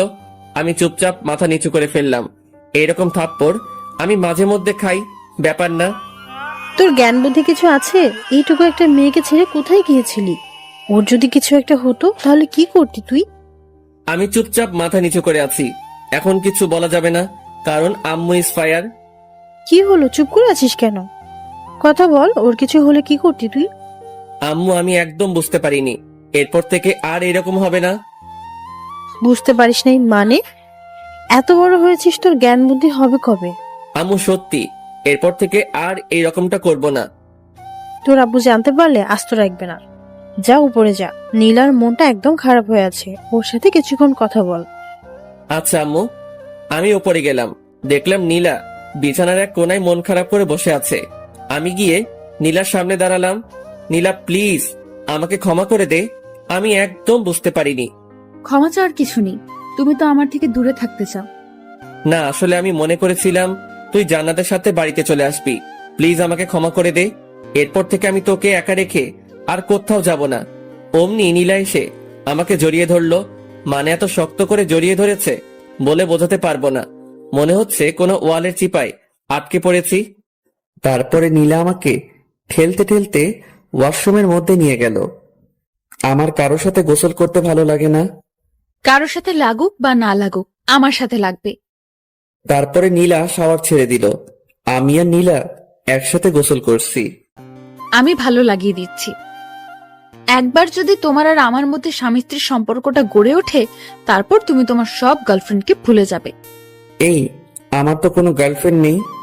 তাহলে সেদিন যে বললে আছে? এমনিতেই বলেছি। মিথ্যুক একটা। আচ্ছা ঠিক আছে, ভেজা কাপড় চেঞ্জ করো। মানে কি বলছিস? কি বলছি বুঝতে পারছো না? চেঞ্জ করো তাড়াতাড়ি। তোর সামনে? হ্যাঁ, আমার সামনে চেঞ্জ করতে হবে। মরে গেলেও পারবো না।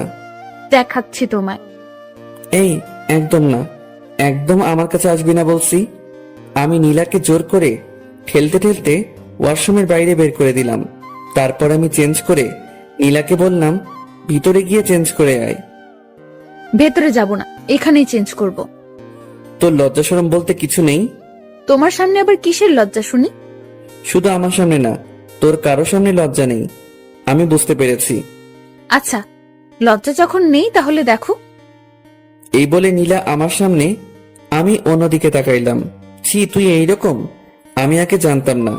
নীলা আমাকে পেছন থেকে জড়িয়ে ধরে বলল, কি রকম গো? লজ্জা শরম বিবেকহীন একটা মেয়ে।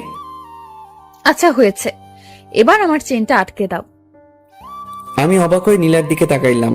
দেখলাম নীলা একটা 3 পিস পরেছে আর আমাকে চেইন আটকে দিতে বলছে। এই শোন, এগুলো আমি পারি না। পারে না বললে হবে না, তাড়াতাড়ি আটকে দাও বলছি। পারবো না বললাম না? আম্মুকে কিন্তু ডাক দিব আর বলবো সিম্পল আমার এইটুকু কাজ করে দাও না, তখন তোমাকে বকাবকি করবে। এই শোন, আমার সামনে ভালোভাবে থাকবি। ভালোভাবে থাকবো মানে? মানে তোর অন্য কোথায়? এই যে বিছানায়। ওই চুপ, আমার সামনে একদম ভালোভাবে থাকবি, নয়তো থাকবি না। নীলা একেবারে আমার ঠোঁটের কাছে ঠোঁট নিয়ে এসে বলল, তোমার সামনে থাকতে হলে আমাকে কি ওড়না নিয়ে থাকতে হবে নাকি? আমি নীলাকে ধাক্কা দিয়ে বললাম, আমি যেটা পছন্দ করি সেটা করলে তোর পক্ষে ভালো হবে। ঠিক আছে, লাঞ্চ করব, চলো। চল। এই যে কোথায় যাব? আম্মু তো রুমে খাবার দিয়ে গেছে। কখন দিয়ে গেল? তুমি যখন ড্রেস চেঞ্জ করছিলে ওয়াশরুমে, তখন আম্মু এসে খাবার দিয়ে গেছে। ও আচ্ছা। তারপর আমি লাঞ্চ করতে শুরু করলাম। এই তুমি কেমন, আমাকে ডাকছো না কেন? তোকে ডাকার কি আছে? তুই দেখতে পাচ্ছিস না খাবার এখানে? তাই বলে তুমি একা একা খাবে? আমাকে একবারও ডাকবে না? শোন, এত ঢং দেখার সময় নেই। তোর ইচ্ছা হলে খাবি, নয়তো খাবি না। নীলা আমার কাছে আসলো, এসে বলল, আমাকে খাইয়ে দাও। শখ কত? খাইয়ে দাও বলতেছি। কখনোই না। না খাইয়ে দিলে আমি কিন্তু তোমাকে বিরক্ত করব। বিরক্ত করি মানে? দেখবে। আমি কোনো কথা বললাম না, চুপচাপ খেয়ে যাচ্ছি। নীলা এসে আমার কোলের উপর বসলো। এই কি হচ্ছেটা কি? নাম বলছি।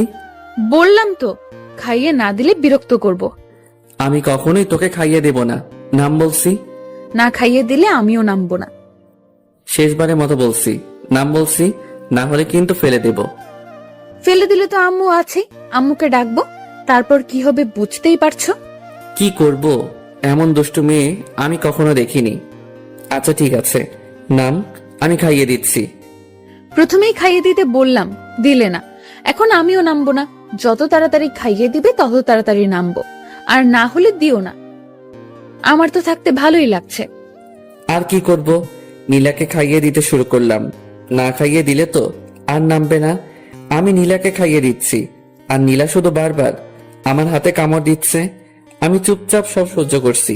তাড়াতাড়ি খাইয়ে না দিলে আমার কোল থেকে নামবে না। আচ্ছা, আমার খাওয়া শেষ, এবার তুমি খাও। আমি হাত ধুয়ে নিচ্ছি। এই তুমি শেষ করলে কেন? খাও বলছি। শোন, এত অত্যাচার রিমান্ডের আসামিকেও করে না, আর আমার খাবার ইচ্ছা শেষ। তুমি এমন বলো না, আমি তোমাকে আর জ্বালাবো না, প্লিজ তুমি খেয়ে নাও। কোথা শেষ বললাম না? আচ্ছা, আমি তোমাকে খাইয়ে দিচ্ছি। কোনো দরকার নেই। আমি চুপচাপ বিছানায় গিয়ে শুয়ে পড়লাম। আমার কথা শুনলে না তো?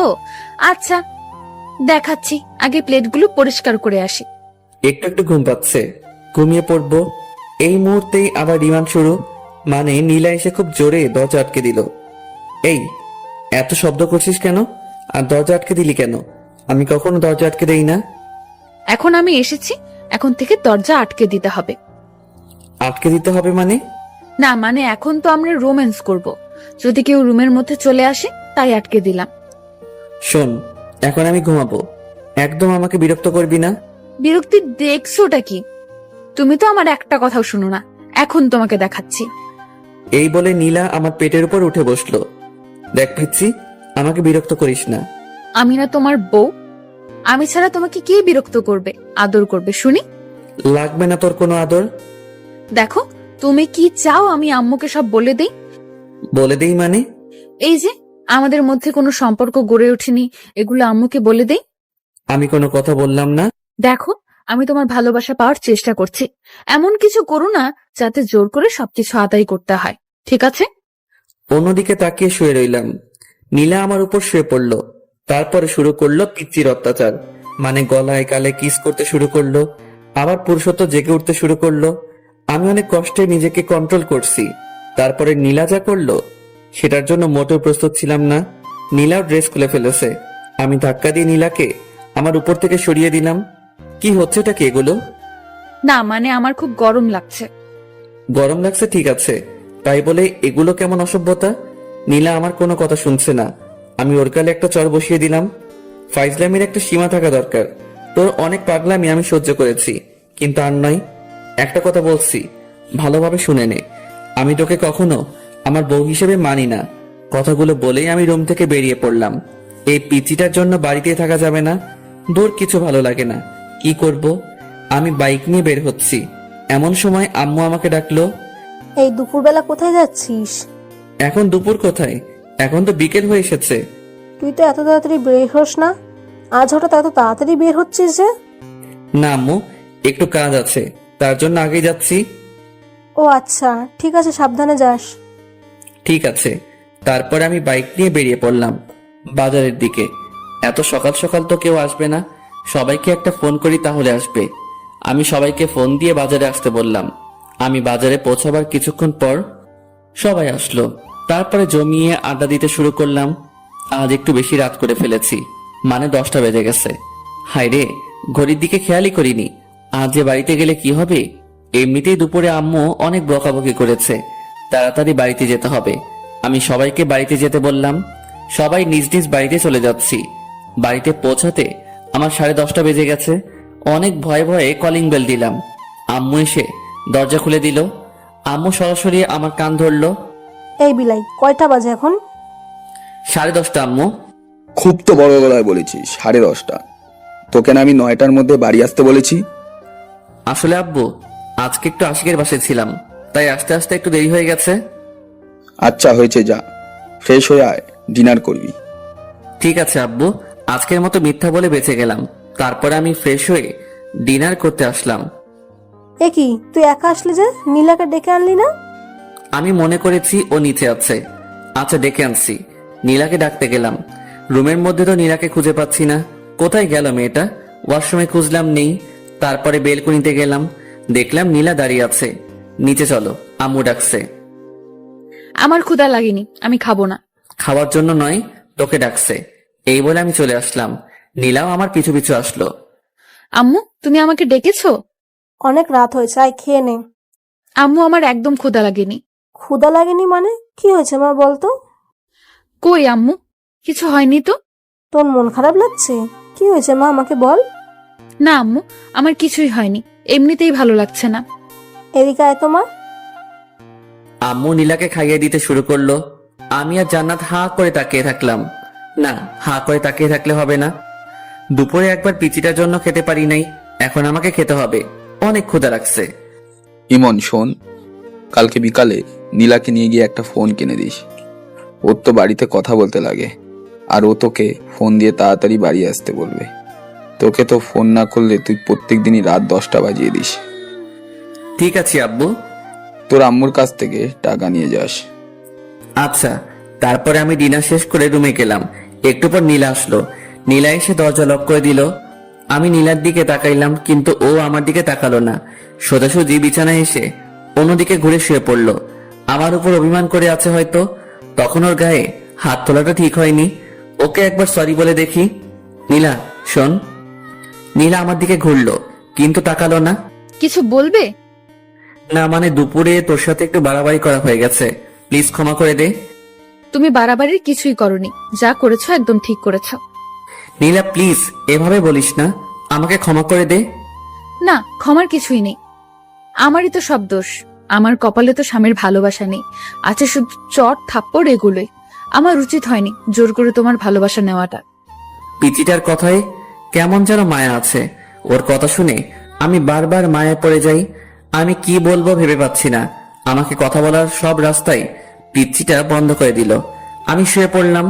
একটু পর পর নীলার দিকে তাকাচ্ছি, কিন্তু ও আমার দিকে তাকাচ্ছে না। যে মেয়েটা সব সময় জড়িয়ে ধরতো, এটা করতো ওটা করতো, আর আজকে চুপচাপ শুয়ে আছে, ভাবা যায়। কিছুক্ষণ পর আমি ঘুমিয়ে পড়লাম। সকালে ঘুম ভাঙতে ভারী কিছু অনুভব করলাম। চোখ খুলে দেখলাম নীলা আমার বুকের উপরে উঠে ঘুমাচ্ছে। আমি বারবার অবাক হয়ে যাই, ঘুমের মধ্যে এই পিচ্চি মেয়েটা কি নাইবা করে ভেবে পাই না। নীলা ঘুমাচ্ছে, তাই আমি আর ওকে নামিয়ে দিলাম না। আমিও চোখ বন্ধ করে শুয়ে রইলাম। কিছুক্ষণ পর নীলার নড়াচড়া অনুভব করলাম। নীলার হয়তো ঘুমটা ভেঙে গেছে। নীলা আমাকে কয়েকটা কিস করে উঠে গেল। কি মেয়ে রে বাবা, কাল রাতে অভিমান করে আমার কাছে আসলো না, আবার আমি ঘুমানোর পর আমার বুকে আরো যে কিসব করে এগুলো তো বলতে পারছি না। আমি কিছুক্ষণ পর উঠে শাওয়ার নিলাম, তারপর রুমে এসে একটু পড়তে বসলাম। অনেকক্ষণ পর নীলা এসে বলল, ব্রেকফাস্ট করবে চলো, আর কলেজে যাওয়ার সময় হয়ে গেছে। আমি নীলার পিছু পিছু ব্রেকফাস্ট করতে গেলাম। ব্রেকফাস্ট শেষ করে রুমে এসে ভার্সিটিতে যাওয়ার জন্য রেডি হচ্ছি। নীলাও এসে রেডি হচ্ছে, ও তো কলেজে যাবে। কিরে, অভিমান কমেনি? না, কমেনি। কিভাবে কমবে? একটা কিস করতে দিলে কমবে। একটাই তো। হুম। আচ্ছা ঠিক আছে, একটার বেশি করবি না কিন্তু। আমার কথা শেষ না করতেই নীলা আমার কাছে এসে রেডি। এই, তুমি একটু বিছানায় বসো, না হলে কিস করে শান্তি পাবো না। আমি বিছানায় বসলাম। একটার বেশি করবি না কিন্তু। নীলা আমার দিকে এগোতে থাকলো। আমি চোখ নিচু করলাম। মুহূর্তের মধ্যে নীলার ঠোঁট আমার ঠোঁটের সাথে মিশিয়ে দিল। আমি প্রথমে একটু ছাড়ানোর চেষ্টা করলাম, তারপরে নীলা আমার গলা জড়িয়ে ধরলো। কয়েকবার নিঃশ্বাস নিয়ে পুরো 5 থেকে 6 মিনিট আমার ঠোঁট দুটো নীলার আয়ত্তে ছিল। এটা কি করলি? কেন, একটা কিস করতে বললে তাই একটাই করলাম। তাই বলে এতক্ষণ? সর, এমনিতেই ব্রাশ করস নাই, তার উপর আবার কিস। তাড়াতাড়ি রেডি হবি, নয়তো তোকে রেখে ভার্সিটিতে চলে যাব। এই না না, আর একটু ওয়েট করো প্লিজ। এত সময় লাগে নাকি? এত কোথায়, এক্ষুনি তো রেডি হতে শুরু করলাম। তুমি তো একটু হেল্প করলেও পারো। পারি না, আমি নিচে আছি, তুই তাড়াতাড়ি আসবি কিন্তু। নিচে গিয়ে অপেক্ষা করছি। এদিকে জান্নাতেরও আসার কোনো নামগন্ধ নেই। এদের দুজনের জন্য আমার মেজাজটাই নষ্ট হয়ে যায়। এতক্ষণ লাগে নাকি রেডি হতে? কিছুক্ষণ পর নীলা আর জান্নাত আসলো। এ কি, তুই এখনো রেডি হস নাই কেন? আমি আজকে যাব না ভাইয়া। কেন, সমস্যা কি?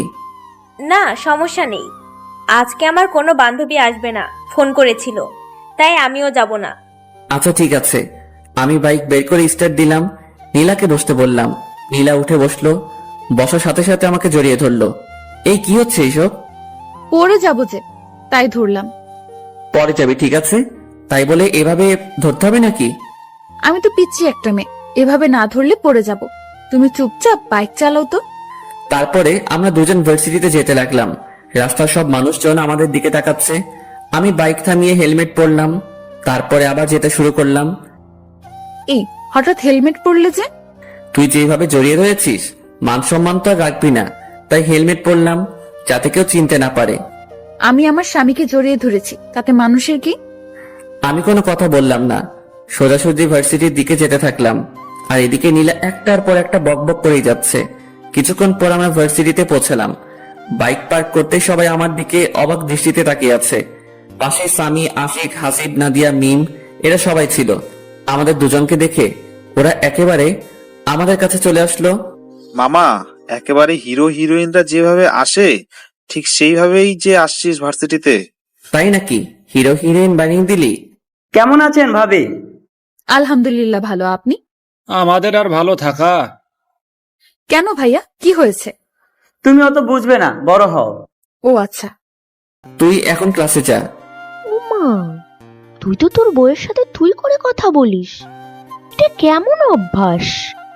তোকে এত বুঝতে হবে না, ও একটা পিচ্চি, ওকে আমি যা বলবো ওকে তাই শুনতে হবে। এদিকে নীলা আমাকে আম্মুর ভয় দেখায়, আমাকেই ওর সব কথা শুনতে হয়। তাই বলে তুই তোর বউয়ের সাথে এইভাবে কথা বলতে পারিস না? চুপ থাক তুই। এই চল, প্রথম ক্লাস মিস করা যাবে না, প্রথমবার ক্লাস করছি, চল সবাই। আচ্ছা ঠিক আছে চল। তারপর আমরা সবাই ক্লাস করতে গেলাম। নীলাও গেল ক্লাস করতে। আমরা 2টা ক্লাস করে বাইরে এসে আড্ডা দিচ্ছি, আর নীলা ওদিকে ক্লাস করেই যাচ্ছে। চল বাজারের দিকে যাই, সিগারেট না খেয়ে মাথাটা কেমন চক্কর দিচ্ছে। তোরা না কোনো দিনও ভালো হবি না, বুঝলি? এই, আমি ভালো হয়ে গেছি। তুই ভালো হবি এটাও আমাকে বিশ্বাস করতে হবে। বিশ্বাস অবিশ্বাস তোর কাছে। আমি তো বাজারে যাব না, আর সিগারেটও খাবো না। হতেই পারে বিয়ের পরে তুই সিগারেট খাওয়া ছেড়েই দিতে পারিস। বইয়ের শাসন বলে কথা না রে। বউয়ের শাসন মানে? ওর মতো একটা পিচ্চি মেয়ে আমাকে শাসন করবে? তুই এটা কিভাবে বলতে পারলি? না, হঠাৎ সিগারেট খাওয়া ছেড়ে দিলি তো, তাই আর বললাম। ওই তুই না কাল রাতে আমাদের সাথে সিগারেট খাইলি? শালা দিলি তো সব শেষ করে। আমি এদেরকে কোনো রকম বিশ্বাস করাচ্ছি যে আমি আর খাই না, আর তুই জল ঢেলে দিলি। আমি জানতাম ইমন কোনোদিনও সিগারেট খাওয়া ছাড়বে না, তাই কোনোদিনও ভালোও হবি না তুই, কুত্তা। কি? আমাকে কুত্তা বললি? থাম, তোকে দেখাচ্ছি। এই বলে আমি নাদিয়াকে মারতে শুরু করলাম। ওর নরম গালে আস্তে আস্তে চর বসাতে ভালোই লাগে। দিলি তো মেকআপটা নষ্ট করে, যা সর এখান থেকে। আচ্ছা, তোর 2-3 ইঞ্চি মেকআপ আমি ঠিক করে দিচ্ছি। ওয়েট। আমি হাত দিয়ে ঘষে নাদিয়ার মুখ একেবারে এলোমেলো করে দিলাম। একটু সাইডে লক্ষ্য করলাম, দেখলাম নীলা চোখ বড় বড় করে দাঁড়িয়ে আছে। কি রে, তোর ক্লাস শেষ? বাড়িতে চলো। আচ্ছা ঠিক আছে, চল। তারপরে আমরা সবাই নিজ নিজ বাড়িতে যেতে লাগলাম। নীলা দেখছি এবার আমাকে একটু টাচ করছে না। আবার কি হলো? আসার সময় যেমন দুষ্টামি করছিল, ওর যে একটু পর পর কি হয় কিছুই বুঝতে পারি না। যাই হোক, বাড়ির দিকে যাই। কিছুক্ষণ পর আমরা বাড়িতে পৌঁছলাম। কলিং বেল দিতেই আম্মু দরজা খুলে দিল। আম্মু, তোমার ছেলে আজকে ভার্সিটিতে খুব বাজে কাজ করেছে। কি করেছে রে? তোমার ছেলেকে জিজ্ঞেস করো। এই, কি করেছিস তুই? কই কি করলাম? আমি তো কিছুই করি নাই। মিথ্যা বলছে আম্মু। আচ্ছা, কি করেছে তুই বল তো মা। তোমার ছেলে ভার্সিটির মেয়েদের মেকআপ ঠিক করে দেয় গালে হাত দিয়ে। নীলা এসব কি বলছে? আম্মু, ওইটা আমার বান্ধবী ছিল, আমরা ইয়ার্কি করছিলাম। গায়ে হাত দিয়ে কিসেরই আর কি? ফ্রেন্ডের মধ্যে তো একটু একটু এমন হয়। ঠিক আছে, কিন্তু গায়ে হাত দেওয়া যাবে না। এরপর থেকে যেন এরকম কথা না শুনি। ঠিক আছে আম্মু। তারপরে আমি রুমে গেলাম। আমার পিছু পিছু নীলাও রুমে আসলো। এই পিচ্ছি, তুই আম্মুকে বললি কেন? বলবোই তো, 100 বার বলবো। আমাকে বকা খাওয়াতে তোর ভালো লাগে? না, লাগে না। কিন্তু তুমি অন্য মেয়েদের গালে কেন হাত দিবে? ওটা তো আমার ফ্রেন্ড ছিল, ওর সাথে আমি মজা করছিলাম। তুমি মজা করো আর যাই করো, আমার ছাড়া অন্য কোনো মেয়ের গালে বা অন্য কোথাও স্পর্শ করতে পারবে না। কেন? তোর সমস্যা কোথায়?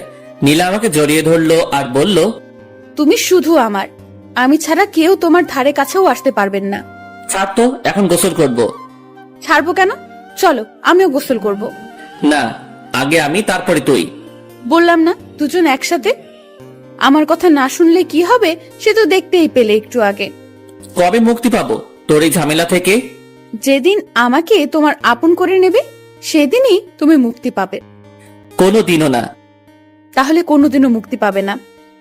আমি কোনো কথা না বলে ওয়াশরুমে গেলাম শাওয়ার নিতে। নীলাও আমার পিছু পিছু আসলো।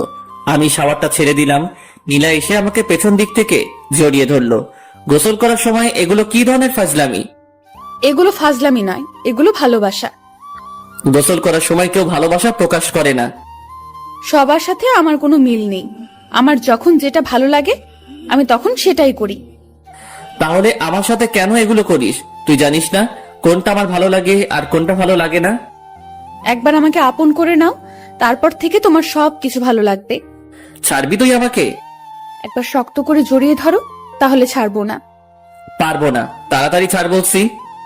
আচ্ছা, এখন জোর করলাম না, কিন্তু লাঞ্চ করার পর আমাকে জড়িয়ে ধরবে, না হলে খবর আছে তোমার। তারপরে আমরা দুজন গোসল শেষ করলাম। এই, আমাকে একটু চিরুনি করে দাও না। মানে, আমি চিরুনি করতে পারি নাকি? পারবে, এদিকে এসো, একটু সাহায্য করো না। আমি কোনোদিনও কাউকে চিরুনি করে দেইনি। আজকে আমাকে দেবে, এসো প্লিজ প্লিজ প্লিজ। কি করব? এই প্রথম নীলার মাথায় চিরুনি করে দিলাম। নীলা তো মহা খুশি। তারপরে আমরা দুজন লাঞ্চ করতে গেলাম। আমি, নীলা, আম্মু, জান্নাত একসাথে লাঞ্চ করলাম। আব্বু কাজের ব্যস্ততায় আসতে পারে নাই। আম্মু আমাকে তোমার মতো রান্না শেখাবে। আচ্ছা, শেখাবো, তুই আগে বড় হয়ে নে।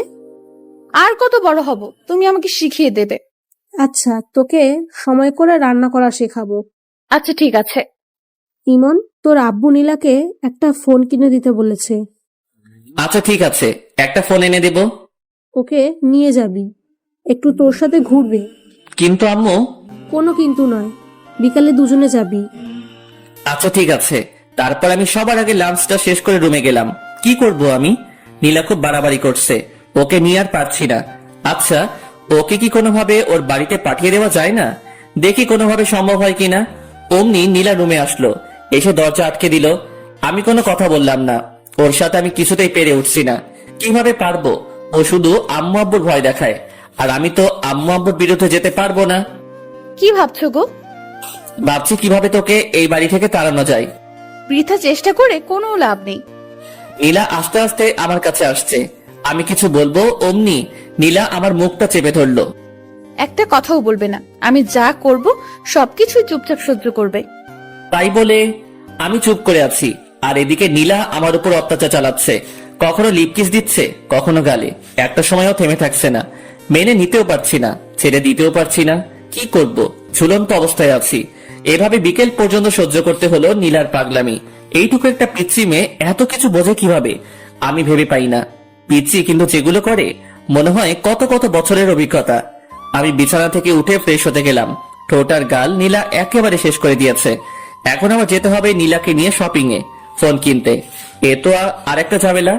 এইটুকু একটা পিচ্ছি মেয়ের সাথে বেড়াতে আমার একদম ভালো লাগে না। আমি রুমে এসে ফোন টিপতে লাগলাম। আচ্ছা, আমি কি পরবো? শাড়ি পরলে কি ভালো লাগবে? তাড়াতাড়ি রেডি হবি, বেশিক্ষণ অপেক্ষা করতে পারবো না। তুমি সব সময় একটু বেশি কথা বলো। শোনো, আমি নীল শাড়ি পরবো আর তুমি একটা নীল পাঞ্জাবি পরবে, ঠিক আছে? নীলা আলমারি থেকে একটা নীল পাঞ্জাবি বের করলো, আর ওর জন্য নীল শাড়ি। তোকে বললাম না এখন পাঞ্জাবি পরবো না? আমি যখন বলেছি তোমাকে পরতেই হবে।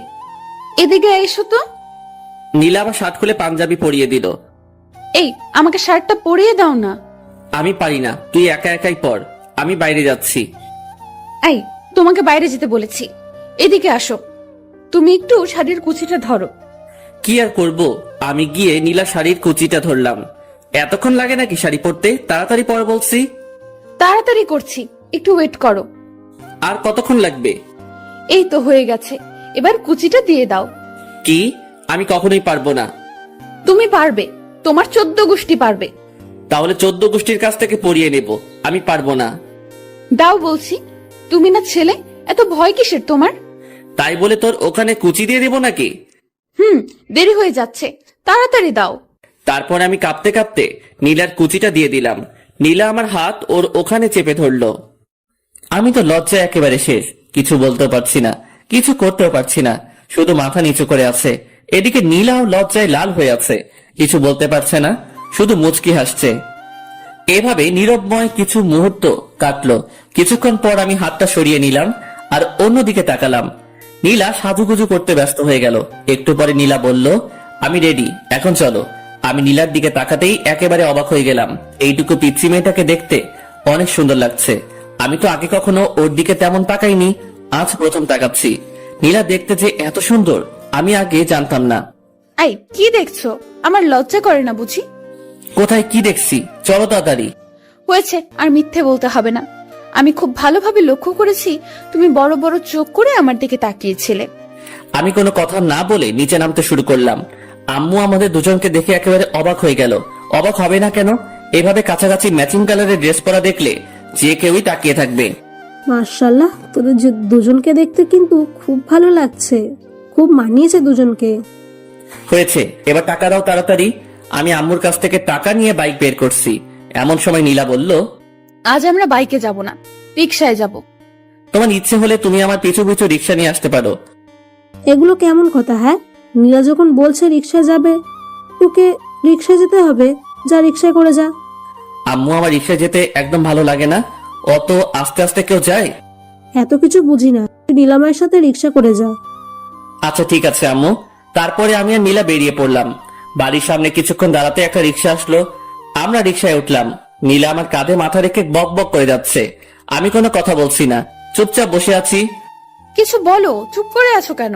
তোর সাথে কথা বলতে ইচ্ছে করে না? তো কার সাথে কথা বলতে ইচ্ছে করে? তুই চুপ করে থাকতো। আমার চুপ থাকতে ভালো লাগে না, সব সময় তোমার সাথে কথা বলতে ইচ্ছে করে। আচ্ছা তুই বলতে থাক, আমি চুপ করে থাকলাম। আর একটা কথা বলবো না। তারপরে নীলার বক বক শুনতে শুনতে পৌঁছে গেলাম মার্কেটে। কয়েকটা ফোন দেখলাম আর নীলার পছন্দ মতো একটা ফোন কিনে দিলাম। নীলা আমার সাথে সেলফি তুলতে চাইলো, কিন্তু আমি তুললাম না। নীলার জোড়াজোড়িতে ওর সাথে কিছুক্ষণ ঘুরতে হলো। ও জোর করেই কয়েকটা সেলফি তুললো। সন্ধ্যার পর আমরা বাড়ির দিকে রওনা দিলাম। বাড়িতে এসেই ড্রেসটা চেঞ্জ করে ফ্রেশ হয়ে নিলাম। জান্নাত আসলো রুমে। নীলা আর জান্নাত বসে বসে গল্প করছে। আমি ফেসবুকিং করছি। আজ সময় কাটছে না। আজ বন্ধুদের সাথে আড্ডা দিতে যাইনি, তাই একদম ভালো লাগছে না। সিগারেট না খেলে মাথায় কেমন চক্কর মানে। রাতে ডিনার করে এসে শুয়ে পড়েছি। নীলা এসে পাগলামি শুরু করেছে। আমি নীলাকে ছাড়তে বলছি, কিন্তু নীলা আমাকে ছাড়ছে না। দেখো, তুমি আমার স্বামী, আর আমি আমার স্বামীকে একটু আদর করব। মানে কি বলছিস তুই? মানে আজকে আমাদের স্বামী স্ত্রীর সম্পর্ক গড়ে উঠবে। কখনোই না। তুমি আর কতদিন আমাকে কষ্ট দেবে? আমি কাউকে কষ্ট দিই না। কেন তুমি আমাকে কষ্ট দিচ্ছ না? জানি না, আমার একদম ভালো লাগছে না। আমি ঘুমাবো, বিরক্ত করিস না প্লিজ। কিছুক্ষণ পর আমি ঘুমিয়ে পড়লাম। সকালে ঘুম থেকে উঠে একটু অসুস্থ লাগছে, কেমন জ্বর জ্বর লাগছে। নীলা আজকে আগে উঠে গেছে ঘুম থেকে। উঠে তো নীলাকে দেখতে পেলাম না। কিছুক্ষণ পর নীলা রুমে আসলো, এসে বলল, কখন ঘুম থেকে উঠবে? ভার্সিটিতে যাওয়ার সময় হয়ে গেছে, ওঠো তাড়াতাড়ি। তুই আর জান্নাত যা, আজকে আমি যাব না, একটু অসুস্থ লাগছে। কি হয়েছে তোমার? একটু জ্বর জ্বর লাগছে। কই দেখি। এ কি, তোমার তো ভীষণ জ্বর। তারপরে নীলা আমাকে ধরে ওয়াশরুমে নিয়ে গেল। আমি ফ্রেশ হয়ে আসলাম। নীলা আমার জন্য খাবার নিয়ে আসলো। আমাকে জোর করে ও নিজের হাতে খাইয়ে দিল। তারপরে ওষুধ খাইয়ে দিল।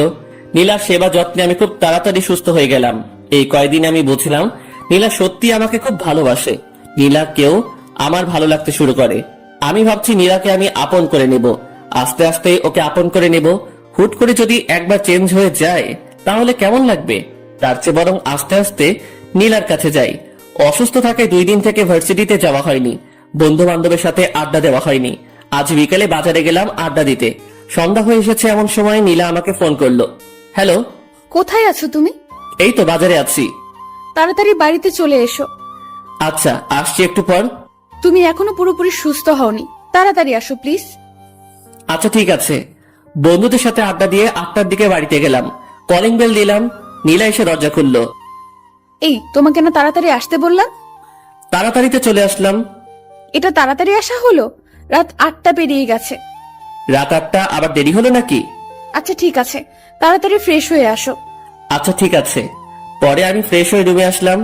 কি হয়েছে, এত তাড়াতাড়ি বাড়িতে ডাকলি কেন? কিছু হয়নি, তোমাকে একটু আদর করব তাই বাড়িতে আসতে বললাম।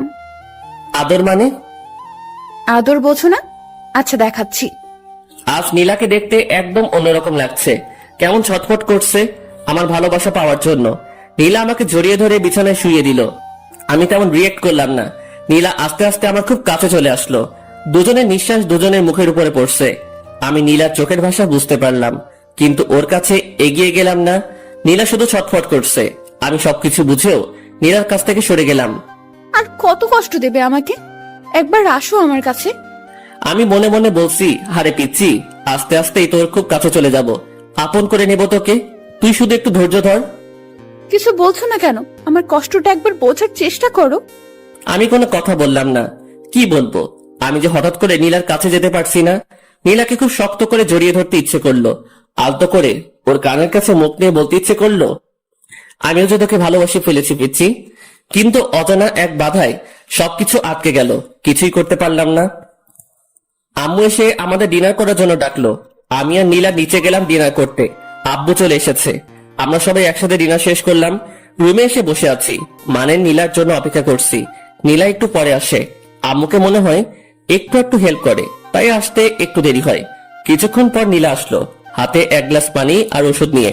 এখন আমার ওষুধ কেন? সুস্থ হলেও ওষুধ খেতে হয়। ওষুধ খেলে আর অসুস্থ হবে না, না হলে অসুস্থ হওয়ার সম্ভাবনা থাকে। আমি তো সুস্থ হয়ে গেছি, আমি একদম সুস্থ, এখন ওষুধ খাওয়া লাগবে না। বেশি কথা বলো না তো, দেখি আমি খাইয়ে দেই। তারপরে নীলা আমাকে ওষুধ খাইয়ে দিল। ওষুধ খাওয়ার সাথে সাথে আমার মাথাটা কেমন ঝিমঝিম করছে। বুঝলাম না নীলা আমাকে কি খাওয়ালো, কেমন অলসতা বিরাজ করতে শুরু করলো। মনে হচ্ছে নীলা হয়তো আমাকে ঘুমের ওষুধ খাওয়ালো, কিন্তু নীলা আমাকে ঘুমের ওষুধ খাওয়াতে যাবে কেন? নীলা আমার কাছে আসলো, এসে বলল, আজ তোমাকে আমি আপন করে নেব, কেউ আটকাতে পারবে না। আমি বুঝতে পারলাম নীলা আমাকে ঘুমের ওষুধ খাইয়েছে, কিন্তু নীলা আমার কাছে আসার জন্য এটা করতে পারলো? আমি কিছুই করতে পারছি না, ভীষণ ঘুম পাচ্ছে। নীলা আমার কাছে আসলো, এসে আমার শার্টটা খুলে দিল। নীলাকে আটকাতে পারছি না, মানে ঘুমের ওষুধ খাওয়ার পর আমি কোনো শক্তি পাচ্ছি না। নীলা আস্তে আস্তে আমার খুব কাছে চলে আসলো। আমি কিছুতেই মানতে পারছি না নীলা আমাকে ঘুমের ওষুধ খাইয়ে এগুলো করছে। তারপরে নীলা আমাকে কিস করতে শুরু করলো। আজ নীলার হাত থেকে আমার নিস্তার নেই, একেবারে শেষ করে ফেলবে। নীলা ওর ড্রেস খুলে ফেললো। এখন আমাদের দুজনের শরীরে একটা সুতা পর্যন্ত নেই। নীলা আমার খুব কাছে চলে আসলো। আমি নীলাকে আটকাতে পারলাম না, সবকিছু শেষ করে ফেললো। নীলার প্রতি আমার অনেক রাগ হলো। ও আমাকে ঘুমের ওষুধ খাইয়ে নীলাকে মারতে ইচ্ছে করছে, কিন্তু আমি উঠে বসার মতো শক্তি পাচ্ছি না। নীলা আমার উপরে শুয়ে আছে, একটু পর পর আমার দিকে তাকাচ্ছে। কিছুক্ষণ পর নীলা আমাকে বিছানা থেকে তুলে ওয়াশরুমে নিয়ে গেল। দুজনে একসাথে শাওয়ার নিলাম। শাওয়ার নেওয়ায় আমার ঘুম একেবারে ভেঙে গেল। আমার নিজের প্রতি অনেক রাগ হতে শুরু করলো। নীলা আমার সাথে এগুলো করলো, অথচ আমি ওকে আটকাতে পারলাম না। আমি ড্রেস চেঞ্জ করে রুমে চলে আসলাম। আজ নীলার খবর আছে। ও কি করলো আমার সাথে? নীলা ওয়াশরুম থেকে বেরিয়ে আসতে আমি ওকে একটা চড় বসিয়ে দিলাম। তুই এটা কি করলি আমার সাথে? যা করেছি একদম ঠিক করেছি, এটা ছাড়া আমার কোনো উপায় ছিল না। নীলার কথা শুনে আমার রাগ আরো বেড়ে গেল। আমি খাটের রেলিং খুলে নীলাকে মারতে শুরু করলাম। অনেক মারলাম নীলাকে। মারতে মারতে লোহার রেলিংটা ভেঙে ফেললাম। নীলা কাঁদতে কাঁদতে বলল, তোমাকে আপন করে নেওয়া কি আমার অপরাধ? আমি কি আমার স্বামীর ভালোবাসা কোনোদিনও পাবো না? কেন বিয়ে করেছো আমাকে? আমার কি একটা স্বপ্ন থাকতে পারে না? তুই আমার চোখের সামনে থেকে সর। তোর মতো পিচ্ছি মেয়েকে আমার সহ্য হয় না। আমি কখনো তোকে বিয়ে করতে চাইনি। আম্মু আব্বু আমাকে জোর করে তোর সাথে বিয়ে দিয়েছে। আসলেও তো তোমাকে তো জোর করে বিয়ে দিয়েছে। জোর করে তো আর ভালোবাসা পাওয়া যায় না। আমি এটা ভুলেই গিয়েছিলাম। মুক্ত করে দিচ্ছি আমি তোমাকে। আর কখনো বিরক্ত করব না। চলে যাব আমি তোমার কাছ থেকে অনেক দূরে। আমাকে প্লিজ ক্ষমা করে দিও। আর কখনো তোমাকে এই পিচ্চির জ্বালা সহ্য করতে হবে না। মুক্ত করে দিলাম। খুব ভালোবাসি তোমায়। আমি কোনো কথা বললাম না। নিজের প্রতি নিজেরই ঘৃণা জন্মালো। আমি নীলা কি মারলাম? কি করে ওর মতো একটা পিচ্চি মেয়েকে মারতে পারলাম? খুব ভুল করে ফেললাম আমি। এক্ষুনি ওর কাছ থেকে ক্ষমা চেয়ে নেব আর ওকে আমার বউয়ের মর্যাদা দেব। আমি পিছনে তাকাতেই নীলাকে দেখতে পেলাম না। বুকের মধ্যে কেমন ধুপ করে উঠল। রুমের মধ্যে নীলাকে খুঁজলাম, কিন্তু পেলাম না। ওয়াশরুমে গেছে হয়তো। ওয়াশরুমে গেলাম, কিন্তু নীলাকে পেলাম না। কোথায় গেল নীলা? আমি বেলকনিতে গেলাম, কিন্তু নীলাকে পেলাম না। আমি নিচে গিয়ে নীলাকে ডাকতে লাগলাম। আমি সারা বাড়িতে খুঁজে নীলাকে পাচ্ছি না। আমার চিৎকার করে ডাকায় আম্মু আব্বু জান্নাত এরা সবাই বেরিয়ে আসলো। কি হয়েছে? এত জোরে জোরে নীলাকে ডাকছিস কেন? কোথায় গিয়েছো? আম্মু, আমি নীলাকে খুঁজে কোথাও পাচ্ছি না। পাচ্ছি না মানে? কোথায় যাবে এত রাতে? বাড়িতে আছে, দেখ ওয়াশরুমে গেছে হয়তো। না আম্মু, ওয়াশরুমে আমি খুঁজেছি, সারা বাড়িতে নীলাকে খুঁজতেছি, কিন্তু কোথাও পাচ্ছি না। কি বলছিস? কি কিছু হয়েছে তোদের মধ্যে? তারপর আমি সব ঘটনা খুলে বললাম। মানে নীলাকে বউয়ের অধিকার দেইনি, এসব কথা বললাম। তুই এটা কিভাবে করতে পারলি? যেখান থেকে পারিস তাড়াতাড়ি নীলাকে নিয়ে আয়। আনবো আম্মু, আমি নীলাকে খুঁজে আনবো। আমি নীলাকে কোথাও যেতে দেব না। তারপর আমি বাড়ি থেকে বেরিয়ে পড়লাম নীলাকে খুঁজতে। কোথায় খুঁজবো আমি নীলাকে? কোথায় গেল মেয়েটা? আশেপাশে অনেক খোঁজাখুঁজি করলাম, কিন্তু নীলাকে কোথাও পেলাম না। চোখ দিয়ে জল গড়িয়ে গড়িয়ে পড়ছে। নিজেকে ভীষণ অপরাধী মনে হচ্ছে। আমার কান্না কোনোভাবে থামছে না। আমি নীলাকে খুঁজতে খুঁজতে রাস্তার মাঝখানে চলে আসি। এমন সময় একটা মিনি ট্রাক এসে আমাকে ধাক্কা দেয়। 3 দিন পর আমার জ্ঞান ফেরায়। আমি নিজেকে হাসপাতালে আবিষ্কার করলাম। আশেপাশে লক্ষ্য করলাম, দেখলাম আম্মু চেয়ারে বসে আছে। আম্মু, আমি এখানে কেন? 3 দিন আগে একটা ট্রাকের সঙ্গে তুই অ্যাক্সিডেন্ট করেছিলি। আমার সবকিছু মনে পড়ে গেল। আমি উঠে বেরিয়ে যেতে লাগলাম। আম্মু আমাকে আটকালো। কোথায় যাচ্ছিস তুই? আম্মু, নীলাকে খুঁজে বের করতে হবে। নীলাকে সবাই খুঁজছে, তুই এখন অনেক অসুস্থ, তোকে এখন যাওয়া লাগবে না। না আম্মু, নীলাকে আমি খুঁজতে যাব। নীলার সাথে আমি খুব অন্যায় করেছি। ওকে যেখান থেকে হোক আমাকে খুঁজে বের করতেই হবে। আচ্ছা ঠিক আছে, আগে সুস্থ হয়ে নে, তারপর খুঁজিস। আর শোন, নীলা হয়তো বা অ্যাক্সিডেন্ট করেছে। অ্যাক্সিডেন্ট করেছে মানে? কোথায় নীলা? তোমরা কিভাবে জানলে? আমাদের বাসা থেকে একটু সামনেই সেদিন রাতে আরো একটা অ্যাক্সিডেন্ট হয়েছিল, আর ওটা নীলাই ছিল, কারণ ওখানে নীলার রক্তাক্ত ওড়না পাওয়া গেছে। নীলার অ্যাক্সিডেন্টের কথা শুনে আমার বুকের ভিতর কেমন যেন করছে। নীলার কিছু হয়নি তো? কেমন আছে? কোথায় আছে? তুই কোনো চিন্তা করিস না, আশেপাশে সব হাসপাতালে খবর নেওয়া হচ্ছে, নীলাকে খুব তাড়াতাড়ি পাওয়া যাবে। আম্মুর কথায় একটু স্বস্তি পেলাম, কিন্তু থাকতে পারছি না। না, আমাকে এখন নীলাকে খুঁজতে যেতে হবে। আমি কারো উপরে ভরসা পাচ্ছি না। আমি নিজে নীলাকে খুঁজে বের করব। আমি কারো কথা না শুনে হাসপাতাল থেকে বেরিয়ে পড়লাম। আশেপাশে আমি নীলাকে খুঁজতে শুরু করলাম। আমি কয়েকটা হাসপাতালে খোঁজ নিলাম, কিন্তু ওরা কেউ নীলার ব্যাপারে কিছু বলতে পারলো না। আমার মাথায়, হাতে, পায়ে সব জায়গায় ব্যান্ডেজ। নাড়াচাড়া করায় আমার মাথার ব্যান্ডেজ দিয়ে রক্ত বেরিয়ে পড়ছে। আমি নিরুপায় হয়ে রাস্তা দিয়ে হাঁটছি, আর আমার মাথা দিয়ে টপে টপে রক্ত ঝরছে। কিছু দূর এগুতে আশিক, সামি ওরা আমাকে দেখতে পেল। আমার মাথা দিয়ে রক্ত পড়ায় ওরা আবার আমাকে হাসপাতালে নিয়ে গেল। ডাক্তার আমার মাথায় আবার ওষুধ লাগিয়ে ব্যান্ডেজ করে দিল। নীলার জন্য আমার ভীষণ কষ্ট হচ্ছে। কোথায় পাবো আমি নীলাকে? নীলাকে ছাড়া আমি আর এক মুহূর্ত থাকতে পারছি না। ডাক্তার আমাকে ঘুমের ইঞ্জেকশন দিয়ে ঘুমিয়ে রাখে। এভাবে 7টা দিন পেরিয়ে গেল। আমি এখন মোটামুটি সুস্থ। আজকে আমাকে হাসপাতাল থেকে বাড়িতে নিয়ে গেল। এই 7টা দিন আমার কিভাবে কেটেছে আমি বুঝতেই পারিনি। এখন আমি থাকতে পারছি না নীলাকে ছাড়া। আমার ভীষণ কষ্ট হচ্ছে। নীলাকে একটু দেখার আশায় আমি ছটফট করে বেড়াচ্ছি। এখন আমি নীলাকে খুঁজে বেড়াই। সকাল থেকে শুরু করে রাত পেরিয়ে যায়। আমি নীলাকে খুঁজি, কিন্তু কোথাও পাই না। শহরের আনাচে কানাচে প্রত্যেকটা কোনায় আমি নীলাকে খুঁজেছি, কিন্তু কোথাও পাইনি। ভাবছি ঢাকায় যাব, ওখানে গিয়ে নীলাকে খুঁজবো। আমি বাড়িতে জানিয়ে ঢাকা যাওয়ার উদ্দেশ্যে বের হলাম। রাজশাহী থেকে ঢাকাতে যেতে 6 ঘন্টার মতো সময় লাগে। নীলার কথা ভাবতে ভাবতে আর নীলাকে খোঁজার আশায় আমি ঢাকায় পৌঁছে গেলাম। ঢাকায় গিয়ে একটা হোটেলে রুম নিলাম। তারপর নীলাকে খুঁজতে শুরু করলাম। প্রথমে শহরের হাসপাতালগুলোতে নীলার খোঁজ করতে শুরু করলাম। সারাদিন নীলাকে খুঁজি, মাঝরাত পর্যন্ত খুঁজে বেড়াই। আবার হোটেলে ফিরে আসি গভীর রাতে। নীলাকে কোথাও খুঁজে পাই না। রাতে বাসায় ফিরে ঘুম আসে না। নীলার কথা ভাবতে ভাবতে সকাল হয়ে যায়। এভাবে 1 মাসের মতো আমি নীলাকে খুঁজি, কিন্তু পাই না। 1 মাস নিয়মিত ঘুম না পাড়ায় আমি একটু অসুস্থ হয়ে পড়লাম। আমি বাড়িতে ফিরে আসলাম। সবার কাছে নিজেকে অপরাধী মনে হয়। আমি সত্যি বড় অপরাধী। আমি নীলার সাথে অনেক অপরাধ করেছি। চাচা চাচির সামনে নিজের মুখ দেখাবো কিভাবে? ওদের একমাত্র মেয়ে, ওরা কত কষ্ট আছে। আমার ভীষণ কষ্ট হয়। যদি কাউকে দেখাতে পারতাম তাহলে সেই বুঝতো আমার ভেতরটা। রুমে শুয়ে আছি, এমন সময় আম্মু আসলো খাবার নিয়ে। ঢাকায় গিয়ে তো নিজের শরীরের অবস্থা একেবারে শেষ করে ফেলেছিস। শোন, যা হয়েছে সেটা তোর ভাগ্য ছিল। তুই দেখিস নীলা একদিন ঠিক ফিরে আসবে। আমি আম্মুকে জড়িয়ে ধরে কান্না করতে শুরু করলাম। আমার ভীষণ কষ্ট হয়, ভীষণ। আমি বুঝতে পারি, তোর দিকে তাকালেই আমি সবকিছু বুঝতে পারি। আম্মু, এখন কি করব আমি? সবকিছু ঠিক হয়ে যাবে, তুই একটু ধৈর্য ধর। তারপরে আম্মু আমাকে খাইয়ে দিল। আমি বসে বসে নীলার সেই দুষ্টুমিগুলো ভাবছি। কত কিছুই না করতো একটু ভালোবাসা পাওয়ার জন্য। আজ আমি ওকে আমার সব ভালোবাসা দিতে চাই, কিন্তু আজ ও নেই। ওদিকে নীলা এখন দুবাইয়ে। নীলা সেদিন রাতে বাড়ি থেকে বের হওয়ার পর কোথায় যাবে, কি করবে, এসব ভাবতে ভাবতে রাস্তা দিয়ে হাঁটছিল। নীলা তো এই মুখ নিয়ে বাসায় ফিরে যেতে পারবে না। নীলা রাস্তা দিয়ে যাওয়ার সময় একটা কারের সাথে ধাক্কা খায়। নীলার মাথায় ভীষণ আঘাত পায়। গভীর রাত্রে রাস্তায় কেউ ছিল না। কারের ড্রাইভারটি নীলাকে তুলে হসপিটালে নিয়ে যায়। কারের ড্রাইভারটির নাম সাইদ।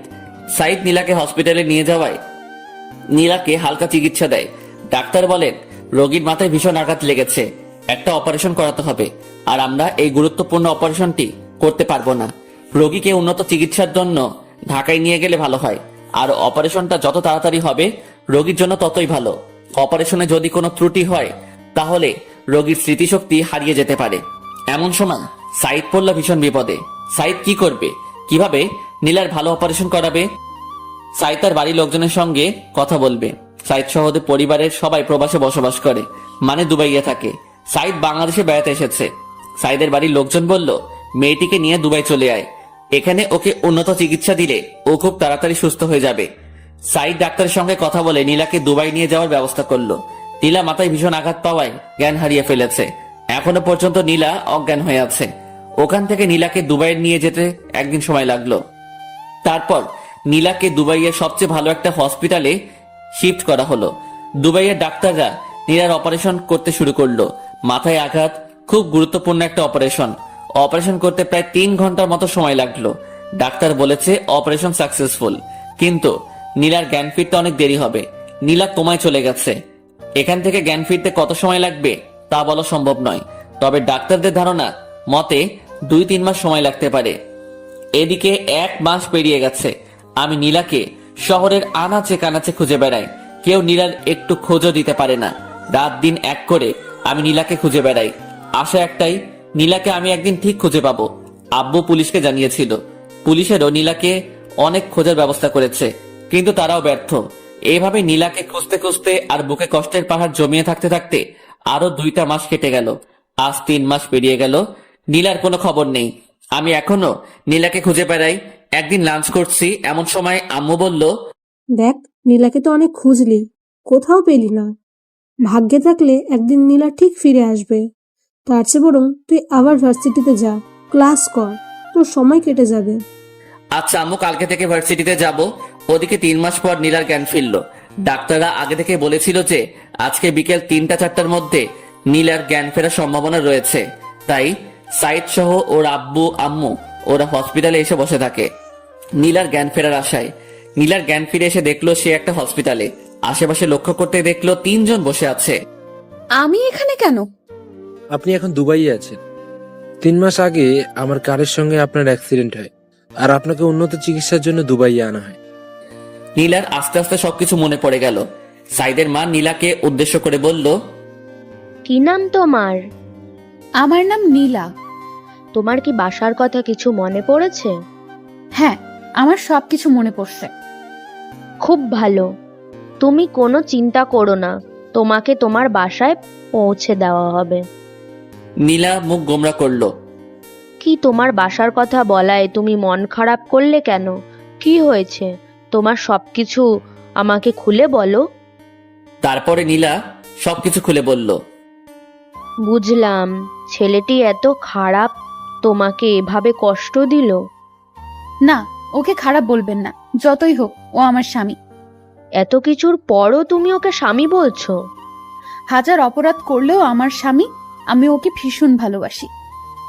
তাহলে তুমি এখন তোমার স্বামীর কাছে ফিরে যাও, এটাই তোমার জন্য ভালো হবে। না, ও আমাকে মেনে নেবে না, কারণ আমি অনেক পিচ্ছি। ও পিচ্ছি মেয়েদের পছন্দ করে না। তাহলে তুমি এখন কি করবে?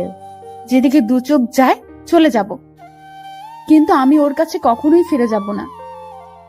আচ্ছা, আজ থেকে তুমি আমার বাসায় থাকবে। আমার কোনো মেয়ে নেই, তুমি আজ থেকে আমার বাড়ির মেয়ে। নীলা কাঁদতে কাঁদতে আন্টিকে জড়িয়ে ধরলো। আন্টি, তোমরা খুব ভালো, খুব ভালো। আচ্ছা, আমাকে আন্টি বলে ডাকবে না, আজ থেকে আমাকে আম্মু বলে ডাকবে, ঠিক আছে? ঠিক আছে আম্মু। আরো 7 দিন পর নীলা পুরোপুরি সুস্থ হওয়ায় নীলাকে সাইদের বাসায় নিয়ে যাওয়া হলো। নীলা এখন নতুন বাবা মা পেল। এদিকে আমি ভার্সিটিতে যাওয়া শুরু করেছি। ভার্সিটিতে গিয়ে নিয়মিত ক্লাস করি। নীলার স্মৃতি আঁকড়ে আজও নীলাকে খুঁজে বেড়াই। নীলা সেই রক্তমাখা ওড়নাটা এখনো আমার কাছে আছে। ওড়নাটা সব সময় আমার কাছে রাখি। সেই রক্তমাখা ওড়না, এখন তো আর রক্ত নেই, সাদা ওড়না, লাল লাল সব দাগ আছে। সাইদের বাবার একটা নিজস্ব কোম্পানি আছে। নীলা সব সময় বাড়িতে বসে থাকে, তাই নীলা ওর নতুন আম্মুকে অনেক বুঝিয়ে ওদের কোম্পানিতে যায়। ওখানে নীলাকে সবাই ম্যাডাম বলে সম্মান দেয়। নীলার এগুলো শুনতে খুব ভালো লাগে, তাই নীলা নিয়মিত অফিসে গিয়ে বসে থাকে। বসে বসে অফিসের বিভিন্ন কাগজপত্র সিরিয়াল করে। এভাবে চলতে থাকে আমার এবং নীলার 2 দিকে 2 পৃথিবী। নীলার একদিন হঠাৎ খুব বমি হয় আর সে মাথা ঘুরে পড়ে যায়। ডাক্তার নীলাকে চেক আপ করে বলে নীলা প্রেগনেন্ট। সেদিন রাতে আমাদের মিলন হয়, যার ফলে নীলা আজ প্রেগনেন্ট। নীলার বাচ্চাটিকে নষ্ট করে ফেলতে বলি, কিন্তু নীলা রাজি হয় না। নীলা মনে মনে ভীষণ খুশি। নীলা প্রেগনেন্ট এটা শুনে নীলা খুশি। মেয়েরা প্রেগনেন্টের কথা শুনলে এমনিতে অনেক খুশি হয়। নীলার আম্মু নীলাকে অনেক সেবা যত্ন করে। এদিকে আমার অনার্স 2য় বর্ষের পরীক্ষা শুরু হয়ে যায়। আমি ঠিক মতো পরীক্ষা দেই। পরীক্ষা শেষ হতে 2 মাসের মতো সময় লাগলো। দেখতে দেখতে আরো 4টা মাস কেটে গেল। আমি এখন অনার্স 3য় বর্ষে উঠে গেছি। সময় আমার কিছুতেই কাটে না। নীলার স্মৃতি আঁকড়ে এখনো বেঁচে আছি। ওদিকে নীলা প্রেগনেন্ট প্রায় 10 মাস হয়ে এসেছে। নীলাকে একটা হসপিটালে ভর্তি করানো হয়েছে। নীলা মা হতে চলেছে। নীলার মধ্যে এক অন্যরকম খুশি বিরাজ করছে। ডাক্তারের পরামর্শ অনুযায়ী দুপুরের দিকে নীলা সার্জারি করা হয়। আলহামদুলিল্লাহ, পুত্র সন্তান, মা ছেলে দুজনেই সুস্থ আছে। নীলা তার বাচ্চাকে পেয়ে অনেক খুশি। এদিকে আমি আজকে ভার্সিটিতে যাইনি, মনের মধ্যে কেমন যেন করছে। আসলে রক্তের টান থাকলে যেটা হয়, আজকে খুব খুব শুধু নীলার কথা মনে পড়ছে। এইভাবে চলতে চলতে আরো 3টা বছর কেটে যায়।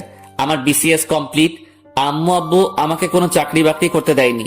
নিজেদের ব্যবসা সামলাতে হবে। নীলার কথা সবাই ভুলে গেছে, মানে সবাই মেনে নিয়েছে যে নীলা মারা গেছে। আম্মু আব্বু আমাকে আবার বিয়ে দিতে চেয়েছে, কিন্তু আমি বিয়ে করিনি। আসলে বিয়ে করার কোনো ইচ্ছাই নেই। নীলার স্মৃতি আঁকড়ে ধরে বেঁচে আছি, যদিও কাউকে বুঝতেই দেই না যে আমি আজও নীলাকে ভালোবাসি। এখন আমি অফিসে যাই, আব্বুর ব্যবসা সামলাই। আমাদের একটা ছোটখাটো কোম্পানি আছে, আব্বু এবং তার বন্ধু মিলে কোম্পানিটা চালায়। আমিও অফিসে গিয়ে অফিসিয়াল কিছু কাজ করি। রাতে ডিনার করছি, এমন সময় আম্মু বলল, তোর আবার বিয়ে দেবো, তোর জন্য মেয়ে খুঁজছি। দেখো আম্মু, এর আগে তোমাদের ইচ্ছায় বিয়ে করেছিলাম। এখন প্লিজ একটা রিকোয়েস্ট করছি, আমাকে আর বিয়ের কথা বলো না। আমি আর জীবনেও বিয়ে করব না। আমরা না এখন বুড়ো হয়ে যাচ্ছি, আমাদের কি নাতি নাতনির মুখ দেখার ইচ্ছে নেই? নাতি নাতির মুখ দেখার ইচ্ছা থাকলে তোমাদের মেয়েকে বিয়ে দাও, আমাকে কখনো বিয়ের কথা বলবেন না। আর কেউ কোনো কথা বলল না। আমি ডিনার শেষ করে রুমে গিয়ে শুয়ে পড়লাম। ওদিকে দুবাইয়ে নীলা কাটাচ্ছে অপূর্ণ এক জীবন। মানে নীলার ছেলে আছে, কিন্তু স্বামী নেই। নীলার ছেলের নাম রেখেছে জিসান। ওর বয়স এখন 3 বছর। নীলাও এখন আমার কাছে ফিরে আসতে চায়, কিন্তু ভয় একটাই, আমি যদি নীলাকে মেনে না নেই। নীলা নিজের মা বাবাকে ছেড়ে চলে গেছে শুধু আমার জন্য।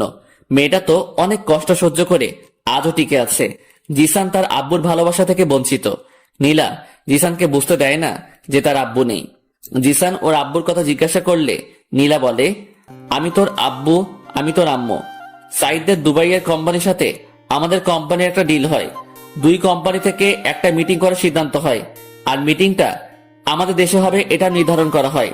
সাইদ গিয়ে নীলাকে বলে, বাংলাদেশের একটা কোম্পানির সঙ্গে আমাদের একটা মিটিং আছে, আমরা বাংলাদেশে যাব, তুমি আমাদের সাথে যাবে? না, আমি বাংলাদেশে যাব না। বাংলাদেশেই তো যাচ্ছি, তোমাদের বাড়িতে তো না। আমরা গিয়ে ওখানে একটা মিটিং করব, আর ওখানে 1 মাস থাকবো। ভাবছি আব্বু আম্মু ওদেরকে নিয়ে যাব, তাই বলছি তুমিও আমাদের সাথে চলো। হ্যাঁ নীলা, তুমিও আমাদের সাথে যাবে, আমরা বাংলাদেশ থেকে ঘুরে আসি। আচ্ছা, তোমরা যখন বলছো তাহলে যাব। আচ্ছা ঠিক আছে, সামনের ফ্রাইডেতে আমাদের ফ্লাইট। তারপর শুক্রবারের ফ্লাইটে নীলা, জিসান, সাইদ, সাইদের আম্মু আব্বু সহ অফিসের কিছু লোকজন, ওরা সবাই বাংলাদেশে চলে আসে। ওরা এসে একটা হোটেলে বুকিং হয়, আর মিটিংটা হবে আমাদের কোম্পানিতে। 2 দিন রেস্ট নেওয়ার পর আমাদের কোম্পানিতে সাইদ, সাইদের আব্বু, নীলা আর কোম্পানির লোকজন ওরা মিটিং করতে আসে। আমরা একটা প্রজেক্টের ডিল নিয়ে মিটিং করব। আমি আব্বু খুব তাড়াতাড়ি অফিসে চলে আসি। অফিসের আরো লোকজন নিয়ে আমরা মিটিং করার জন্য প্রস্তুতি নেই। মিটিং 10টায় শুরু হয়। 2 কোম্পানির প্রায় 20 জন নিয়ে মিটিং করা হয়। আমরা মিটিং শুরু করার আগেই সবার সাথে হ্যান্ডশেক করতে গেলাম।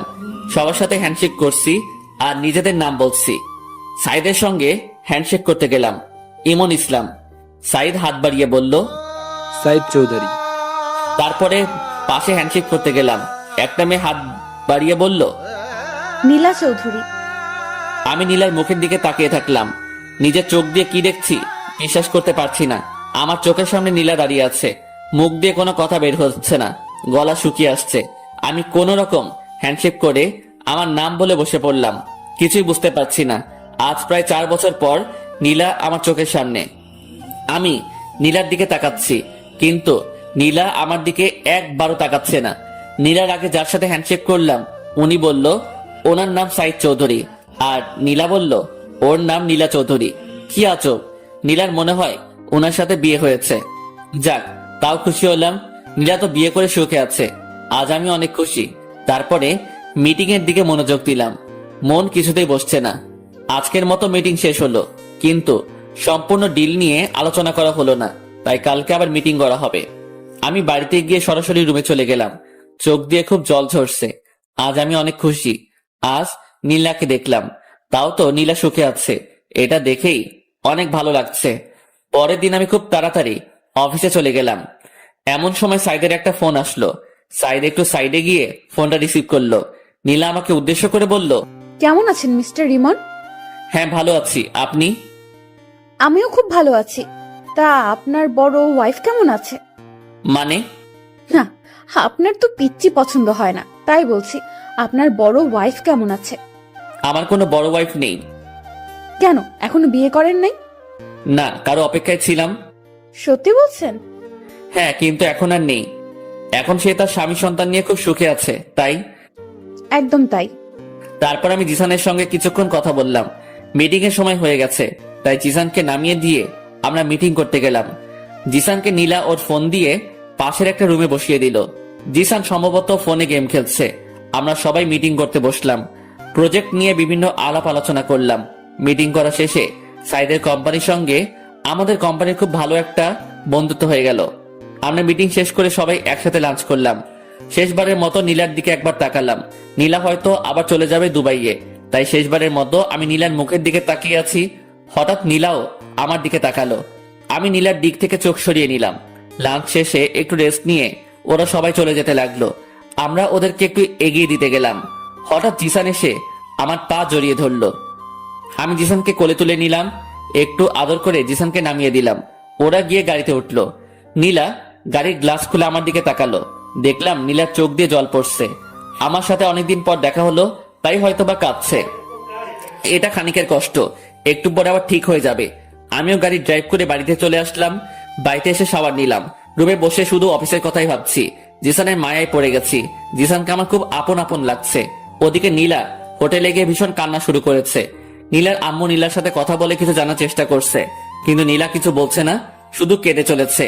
অনেক চেষ্টা করে নীলার আম্মু জানতে পারলো যে আজকে আমার সাথে নীলার দেখা হয়েছিল। কাঁদছো কেন তুমি? আম্মু, ইমন ভালো নেই। তুমি কিভাবে জানলে ও ভালো নেই? ওর সাথে কথা বলেছি, ও এখনো বিয়ে করে নাই, এখনো আমার অপেক্ষায় আছে। কি বলছো কি? তুমি তো বলেছিলে ও তোমাকে সহ্য করতে পারতো না, তাহলে এখনো তোমার জন্য অপেক্ষা কেন করছে? আমি কিছু জানি না আম্মু, আমার এখন ভীষণ কষ্ট হচ্ছে। তুমি একদম কষ্ট পেও না। তোমার স্বামী যখন তোমার জন্য এখনো অপেক্ষা করে আছে, তাহলে তোমার ওর কাছে ফিরে যাওয়া উচিত। কিন্তু আমি কিভাবে ওর কাছে ফিরে যাব? তুমি কোনো চিন্তা করো না, আমরা সব ব্যবস্থা করব। এদিকে আমি শুধু বারবার নীলা আর জিসানের কথা ভেবে চলেছি। নীলা এখন বড় হয়ে গেছে। না, আমি কি সব ভাবছি। নীলা তো এখন অন্য কারো বউ। এসব নিয়ে আমার না ভাবাই ভালো। আমি রাতে এটা সেটা ভাবতে ভাবতে ঘুমিয়ে পড়লাম। সকালে ঘুম থেকে উঠে দেখলাম একটা নাম্বার থেকে বেশ কয়েকবার ফোন এসেছে। আমি ফোনটা ব্যাক করলাম। ফোনটা রিসিভ করতে ওপাশ থেকে বলল, হ্যালো মিস্টার ইমন, আমি সাইদ চৌধুরী। ও আচ্ছা, কি খবর? আপনার সাথে কিছু কথা আছে, দেখা করতে পারবেন? হ্যাঁ অবশ্যই, কোথায় আসবো? আমি একটা জায়গা টেক্সট করে দিচ্ছি, ওখানে চলে আসুন। আচ্ছা ঠিক আছে। তারপর আমি ফ্রেশ হয়ে ব্রেকফাস্ট করে চলে গেলাম টেক্সট করা জায়গায়। গিয়ে দেখলাম সাইদ চৌধুরী বসে আছে। আরে মিস্টার ইমন, আসুন, এখানে বসুন। জি ধন্যবাদ। তা আপনার দিনকাল কেমন কাটছে? হ্যাঁ ভালো কাটছে। আপনি তো অনেক লাকি। বুঝলাম না আপনার কথা। না, আপনি খুব ভালো একটা বউ পেয়েছেন, তাই বললাম আপনি খুব লাকি। সাইদ হাসতে হাসতে বলল, আরে ভাই, আমি তো এখনো বিয়েই করি নাই। মানে কি বলছেন আপনি? তারপরে সাইদ আমাকে সব ঘটনা খুলে বলল। আমার চোখ দিয়ে জল পড়তে শুরু করলো। আরে এখন কাঁদছেন কেন? এখন সবকিছু ঠিক হয়ে যাবে। এই নীলা, এদিকে আসো।